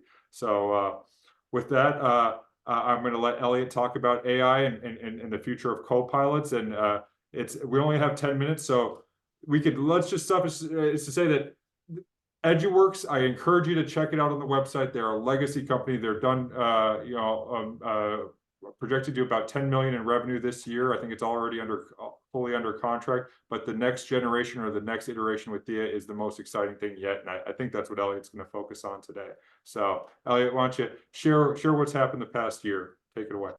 Yeah, so I am going to focus on Thea, which is the next iteration of Edgeworks. But I did want to talk a little bit about the value that Garrett and some and our sort of first small set of investors have really brought to Edgeworks and allowed us to accelerate with. So we've been working together for about 9 months, and around 9 months ago, when we really started this journey, we were at the cusp of true commercialization. We've brought in 22, about the number's actually a little higher at this point, but not important, $1 million in non-dilutive funding through winning competitive research grants. We're talking National Science Foundation, DARPA, U.S. Department of Defense, etc. But that technology was ready to bring to the commercial space. We started that in the aviation space, and over the last 9 months, with the help of Garrett and others, we've brought in some very small but focused commercial sales team, and that's allowed us to go from around $400,000 in commercial revenue to $2.5 million thus far this year, which also completely changes the face of our company.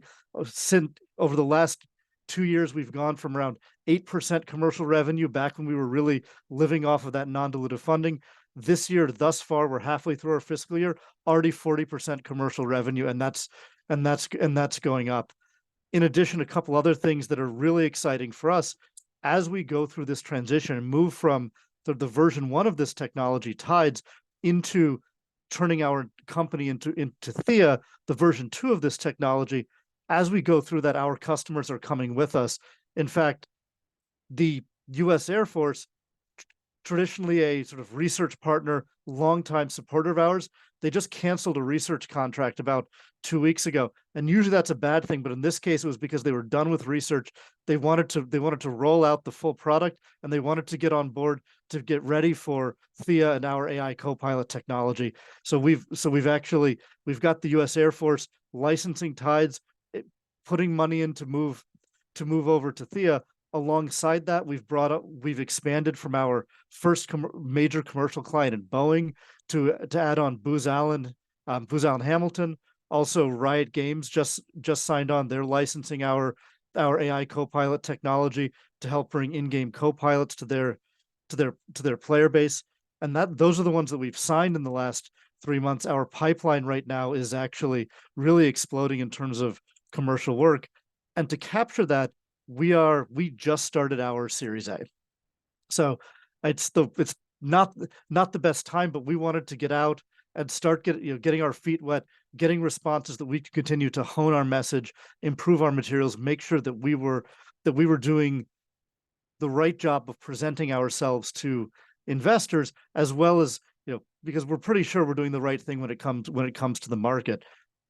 And for that, we're bringing Thea out to the market in our Series A. This is the definitive platform for enterprises to create and manage their own co-pilots.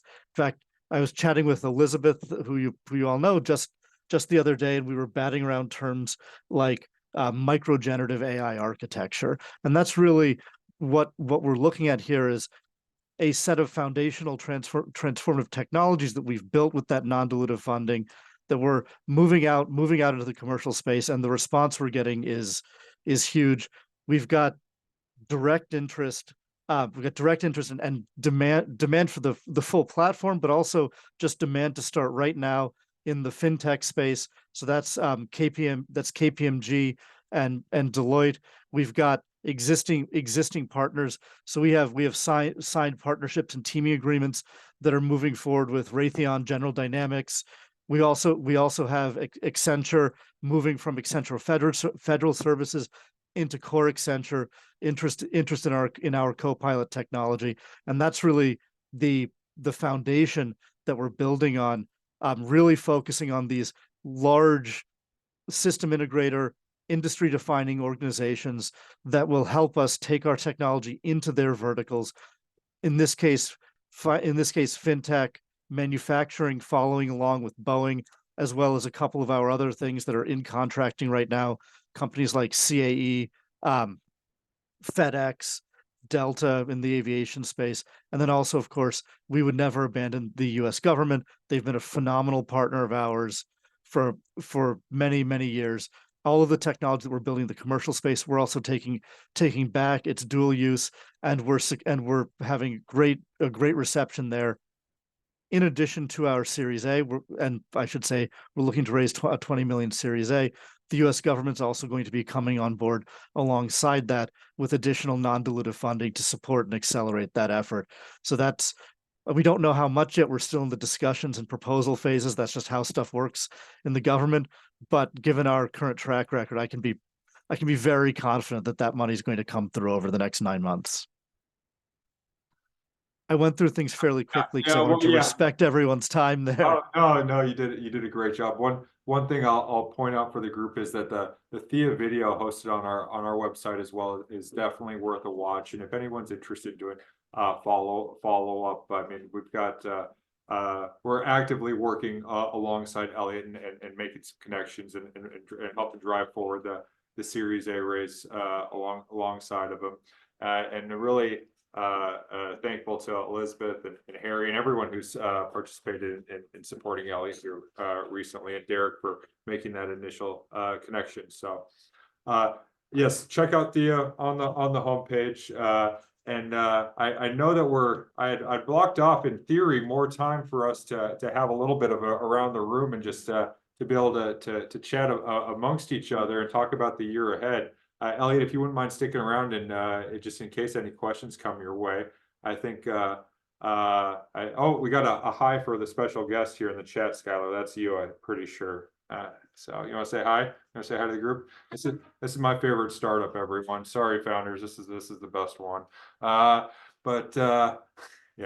And I think I only have like 1 or 2 more years where I'm still cool enough where she'll actually indulge me and join on. So so hopefully, are you sufficiently annoyed with me already?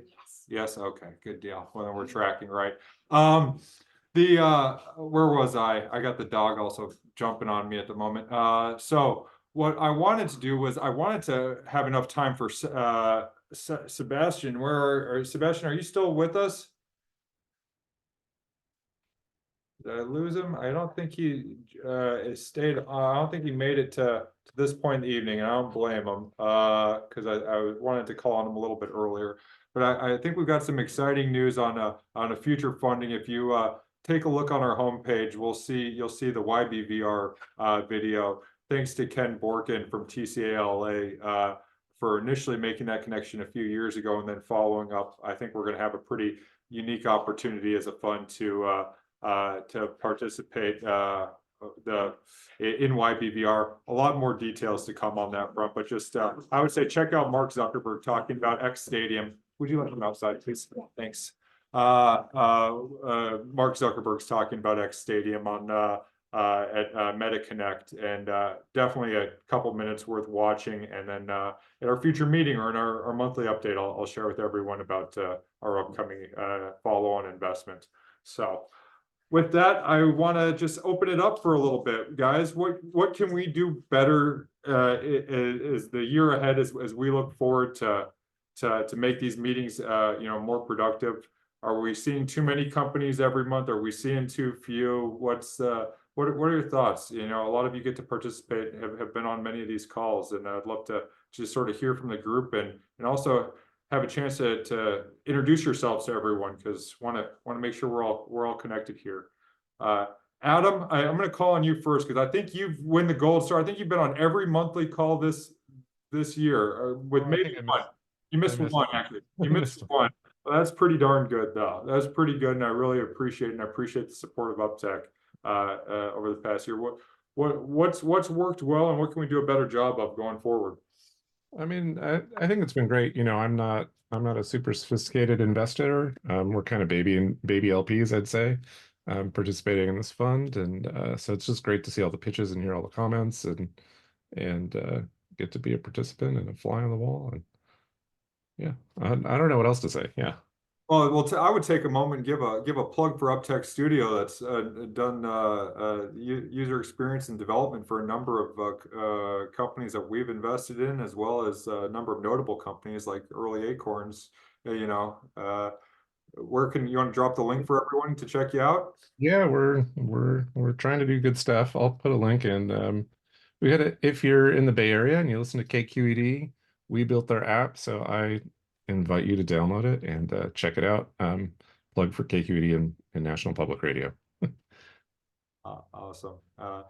Well, we'll stay on the theme. I'm just gonna randomly call on a handful of our guests. Andre, it's been a while since you've been very busy building distillery. What are you up to now? 500 plus developers around the world. Why don't you share a little bit about distillery for the group? Absolutely. Well, it's not around the world. All our personnel, engineers, they're located in Mexico and Argentina. So we are your nearshore software development partner. And we have, like a self-promotion, we have also been involved in a few companies that some invested in, building their backend, front end, and all other good bits and pieces of their business. Now, I am regretfully not here as often as I would like to be, but for me, it's a great thing to listen how other founders are pitching, to learn and to stay relevant to the industry, and be a little bit more better connected to the community. So Garrett, thank you so much for the opportunity to participate. And again, it's very, very it's super helpful for me to know a lot of people, and the only reason why I do know them is because of you, because of SunVenture. So thumbs up for everything that you're doing with your team. Thanks a lot, Andre. Peter, John, I know we have multiple Peters on the call. I meant to brag about you a little bit more earlier, and I don't think I fully did it justice, because I wanted to post it all over the homepage, and you told me not to. But we're amongst friends now, so I can share. Peter was named Venture Capital Ambassador to South Korea earlier this year, and we got to go out to New York and celebrate that accomplishment. He's a really modest and a humble guy, but I can tell you this was not something to be modest or humble about. This was a big deal. The mayor from Seoul showed up. It was an incredible just testament to kind of his business legacy and what he's done from a consulting standpoint, to working with Madison Marquette, to now obviously having multiple different business interests going simultaneously. But I'm happy that he allocates a portion of his time to helping our fund and to working with some of our portfolio founders. So Peter, I'd love to just introduce you to the group again, and just maybe you can share just any thoughts on the past year and where we're going with the year ahead. everyone knows me pretty well at this point. Just going forward, I'm trying to increase my network and business activities in Asia. So in 2024, I'm trying to make additional connections in 24 in Korea, and also look for additional venture-related opportunities from Korea, because there are many incredible ideas that I'm seeing that must be brought over here. And I'm hoping to make that connection. And Garrett and I are working on some definitive ideas to actually make that happen. So look forward to sharing some of that with you once we make that happen. Wow, it's awesome. It's just I had the opportunity to go out and speak at the Global Accelerator Conference in Seoul about 5 years ago now, and it's just incredible the how well developed the technology is coming out of there, the companies, the ideas, and there really is a need and an opportunity to bring great companies over here to the U.S. So more to come on that front as we continue to build our fund. Wanted to give Nachi a chance to say hi to everyone. Nachi's joined the past few meetings. We connected, gosh, it must be almost 6 months ago, or maybe a little longer ago than 6 months, but beginning part of this year through the Band of Angels, and just I'd say pretty much instantly sort of hit it off. And despite the fact that he's far more accomplished than I am, but he's still bought into what we're doing here with some, and just has an incredible background. I'll brag about him for a second. Nachi's the type of guy who goes out and gets a PhD in math and computer science and works at a hedge fund, then gets bored and decides to become an ER doc, and then says, okay, I have more to do with my time. So then he goes and founds a gene therapy company and raises $600 million. And now we're luring him away to help support our activities at some. So we're feeling really lucky to have that sort of expanded exposure and be able to tap into his expertise as we continue to build as a fund. Nachi, what can we do to you think going forward as a fund and with this monthly meeting? Thanks for the introduction, by the way. I think you kind of covered like my whole life right there. So that's pretty good. I think the monthly meetings are going really well. I don't know that I have any suggestions for significant change. Yeah, I guess we kind of hold the feedback sometimes till the end, and we go through each person and cycle through the companies by person. I think maybe there might be a way to go by company and kind of tighten that up a little bit. It's tough to do because you want to get all of the companies through back to back, but then we have to go back and recall what we wanted to say about a specific company. So that's not really a helpful criticism because I don't have a solution, but trying to tighten that up somehow maybe. Yeah, no, I hear you. Hear you loud and clear on that front. I think part of tightening it up is probably calling on some of these amazing team members that I'm bringing forward to help run these, because Lord knows we probably stand to have Elizabeth or you or Peter, or so we'll probably start mixing it up a little bit more in the months ahead. So it's a little bit less Garrett, which I think we could all stand probably. Harry, love to just welcome you to, and I think I had a chance to welcome you briefly before to the group, but Harry's had an incredible track record, having built Columbia Capital and funds 1 through 5, and been led those funds, and over $2 billion under management, made the Midas list. I mean, we could probably have spent the past 2 hours talking about Harry's track record and resume, along with Peter's and many of you as well. But Harry, I'm really happy that you've lent your time to helping guide me specifically over the past few weeks in some core areas as I work through some unique challenges as a new VC, and really appreciate your support and of our portfolio as well. I just want to say thanks for a moment on that front. And if you have anything else you'd love to add for the group, I'd like to just introduce you and give you the floor for a sec. Hey, I appreciate that, Garrett. The rare combination of energy and focus and capability that it takes to achieve liftoff at an early stage it's, that there's a spark and a fire there that I always get drawn to. And it's showing in spades with the companies that are reaching that liftoff point. So I'm delighted to be able to help. And you can't put lightning in a bottle and keep it. So I think just the spontaneity and energy, you've got to keep that flowing, and pulling in more people, but having that premium value on trust, like your word is your bond. You have to have that when you're moving at the pace that companies are moving, and facilitating without a lot of pretension is critical. And that vibe is clearly here. So I wouldn't screw with it too much. And happy holidays to all. Happy holidays. I like that. I might put that on.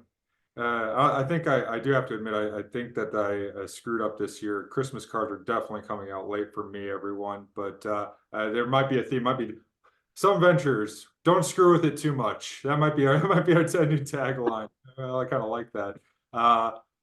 Martha, thank you so much for joining us tonight. It's nice to see you. I haven't seen you for a couple months, but I want to welcome you back to the group, because Martha is one of those folks who bought in early and believed in us, and hopefully some of the companies you saw tonight validated your belief in what we're doing here. What do you think? And what did you think?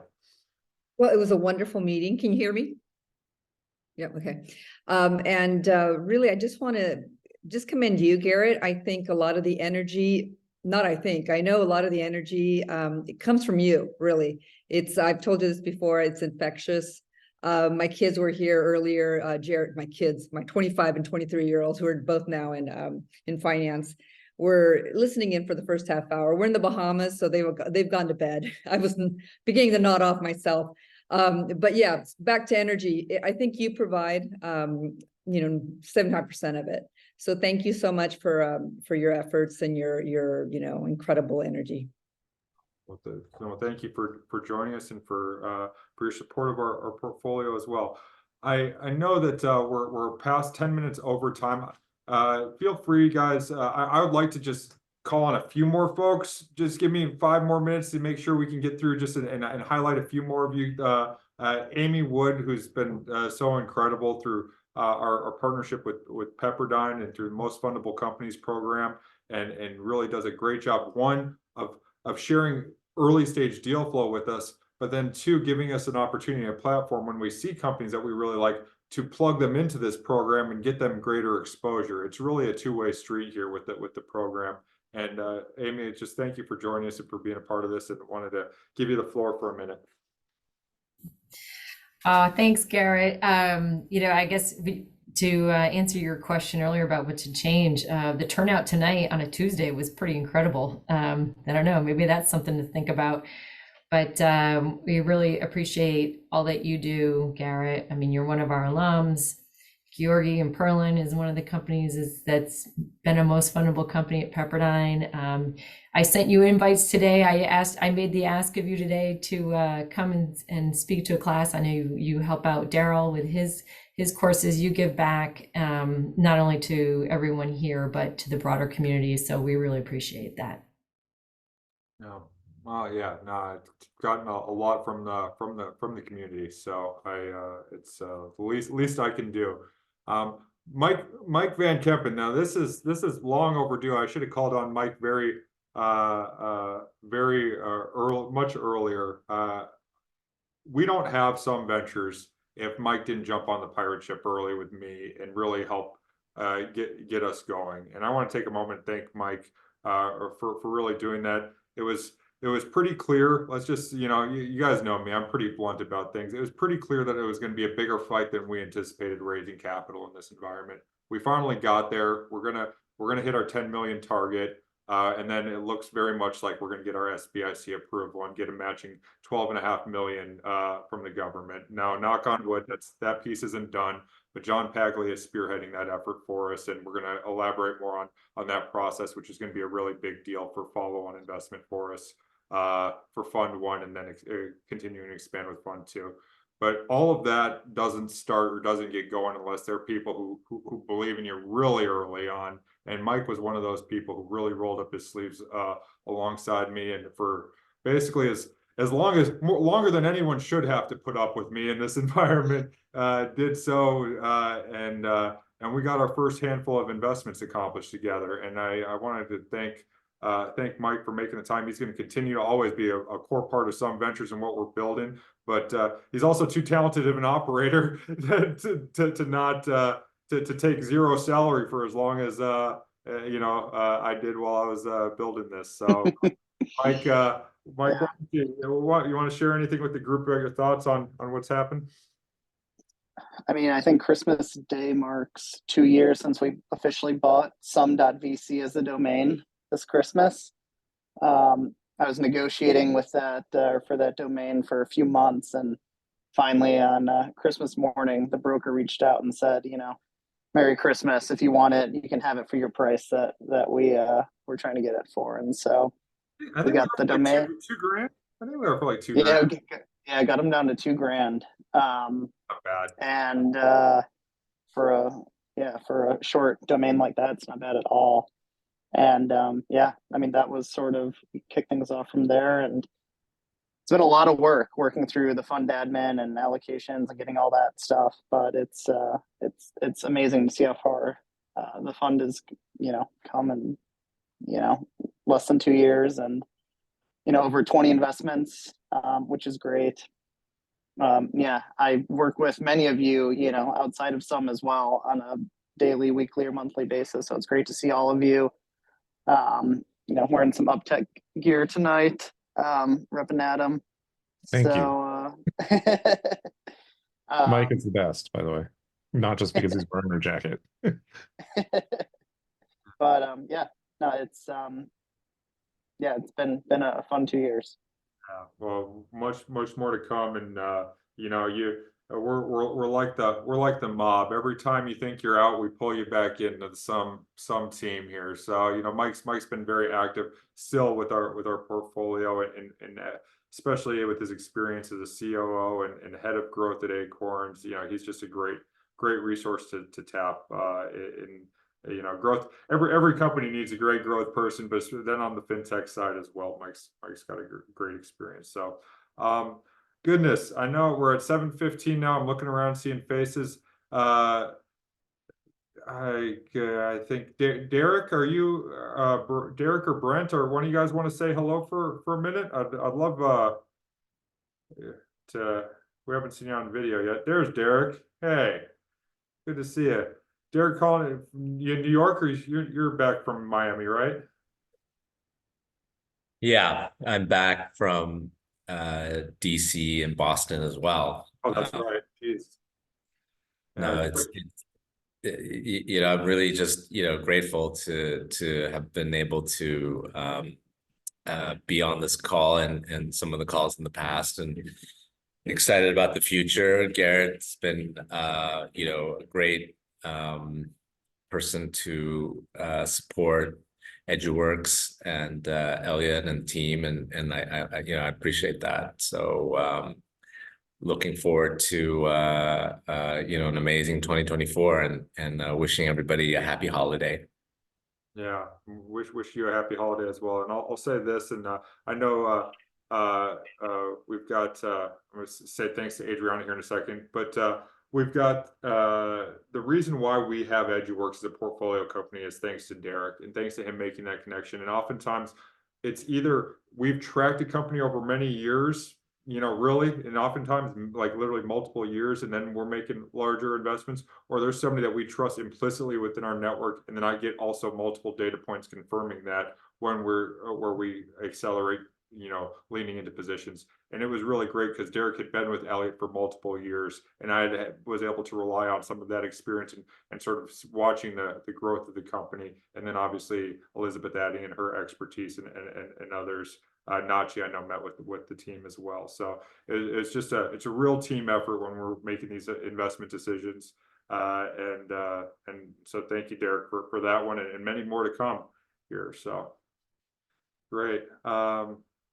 All right. Well, Brent just sent me a message. Brent, thank you for sticking with us. I know it's later where you are. I don't expect you to go on video, but I'll say to the group that one of the things that we've been able to really excites me is the fact that we're getting you know, I have a true belief that there is a correlation between athletes and entrepreneurs, and there's a positive correlation between immigrants and entrepreneurs, and there's a correlation between people that can push themselves really hard and have that grit and demonstrate that sort of that persistence and that drive to be successful. And Brent had a career with 11 years with the Eagles, and culminated in a Super Bowl actually against the Patriots, a very famous Super Bowl. And I've not known Brent for that period of time, but fortunately was able to connect with him through Peter, and really happy that he's jumped on as an advisor for our fund and going to be able to support our some of our portfolio founders and also you know, just our fund more broadly. So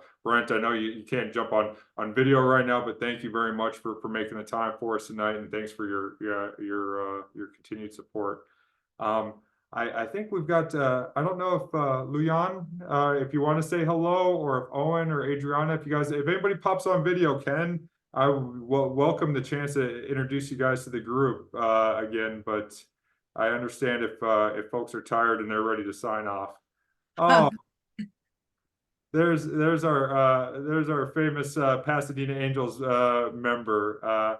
For those who have, I think you've attended a couple of our meetings in the past, but I got the chance to meet Luyan from through Pasadena Angels. She is a very accomplished actress, actually won basically the equivalent of Academy Awards over in China.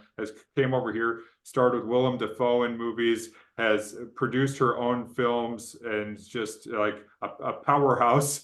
And I had the pleasure of getting to know her and have a few meals, and eventually she's going to come on board the Some Ventures team. I have a feeling that one of these days, or we're going to find a way to collaborate more greatly in the future with her fund that she is raising. So thank you for making the time. And why don't you want to share anything about what you thought about tonight, or just any thoughts? The group, did you enjoy the evening? What would you like to see more of in the future? Luyan, I'm asking you. Oh, you're talking about me. Yeah. I'm very impressed, actually, you know, by your team. You know, because in the past we only talk with you, and now you see the annual.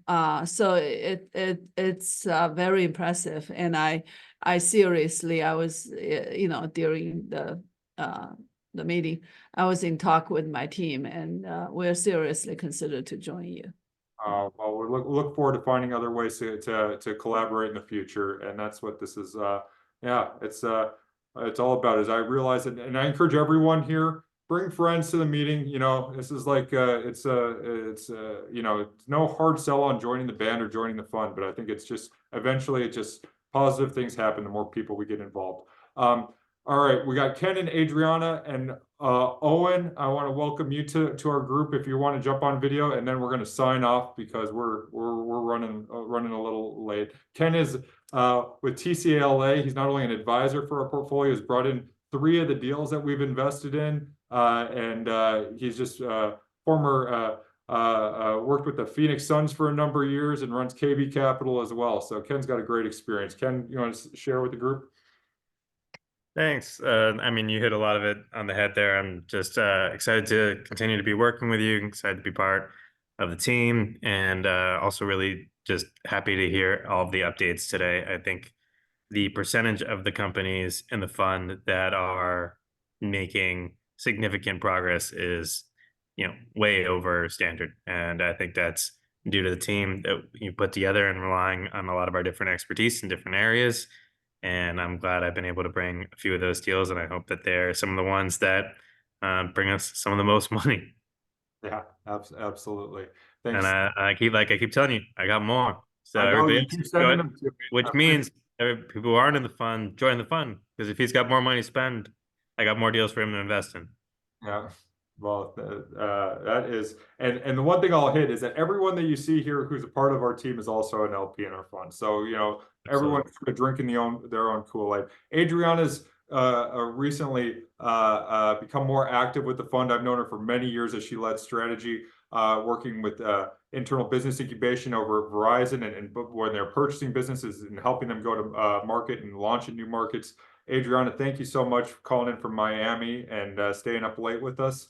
You want to say hi to the group? Thanks, Garrett. Very excited to be back and more active with some.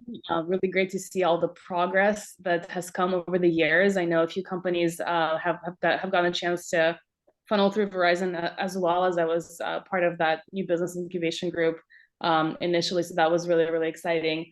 I think, you know, I keep telling people that the portfolio is doing really well. It's up 40%, right? So it's just a testament to the selection process and to all of the compliments that everybody's heard your way on this call. So really, really impressed with everyone's results and very excited to be part of this. Yeah, glad to be here. Glad to help. Well,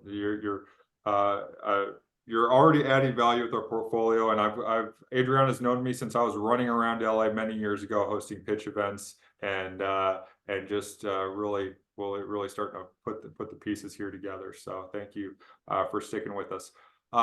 Steve, I want to welcome you for your first time to our meeting, and then I see Jason's name's on next. I don't know if Jason can go on video, but I definitely should call on Jason too.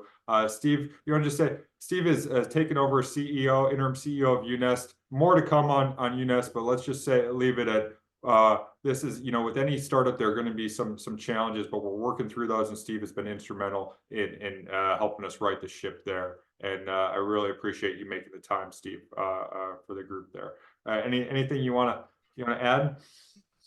No, yeah, thanks for the invite. It was I like the diversity of the different areas. 3 of my favorite areas: metaverse, AI, and kind of fintech. So that was especially good, and it was good to see so many familiar faces as well. So we worked with Adam, we worked with Andre with the distillery, obviously with Mike and with Peter as well. So it's definitely a good team of people. Yeah. And if you ever have a question over which Scotsman invented something, Steve is your go-to person. There's pretty much nothing around you that you can find that a Scottish person did not play a role in inventing. Steve will inform you, and it's an education every time. So Steve, we're gonna bring you out to more of these calls, and it's a lot of fun having you on. Jason Bennett, who's done such a great job of sourcing and sharing some of the opportunities. I don't know if he can jump on video or not, but I want to say thanks to Jason too, again, for his support of the fund and his continued involvement. And Owen, I don't know if you can jump on video, but Owen is probably the most recent LP. I think he signed like yesterday. So I think Owen's really happy to have more deeper Pasadena connections. Owen, you want to say hi to the group? Yeah, thank you. And I'm just really impressed with Garrett's everything that you've done, and even before everybody on here said such kind words about you, I just knew that you were somebody that I want to follow along on this journey. So yeah, and hello everybody. I'm Owen, and I'm involved in real estate investing, and always been curious about startup investing. And so this is actually one of my first startup investments in the venture fund. So yeah, my first LP anyway. Yeah. Well, we're thank you. Really happy to have you, and look forward to having you come along, not just to this meeting, but more of our meetings around LA as we chase after these opportunities. Greg, are you able to? I don't know. I saw you earlier. It was great to have you. Yeah, sure. Love for you to introduce yourself to the group. Thank you. Okay, good. Yeah, so I'm up here in San Jose. Thanks so much, Garrett, for introducing everybody and myself as well. I'm comparably new. Joined the Band of Angels 2 years ago, and another group as well. But really impressed with how this organization is run, the transparency, the deal flow, and the success. So hopefully I can contribute more and find some more deals to look at. going forward. And I'm enjoying it so far. It's been a great ride. So let's just keep it going for 2024 in the future. Thank you.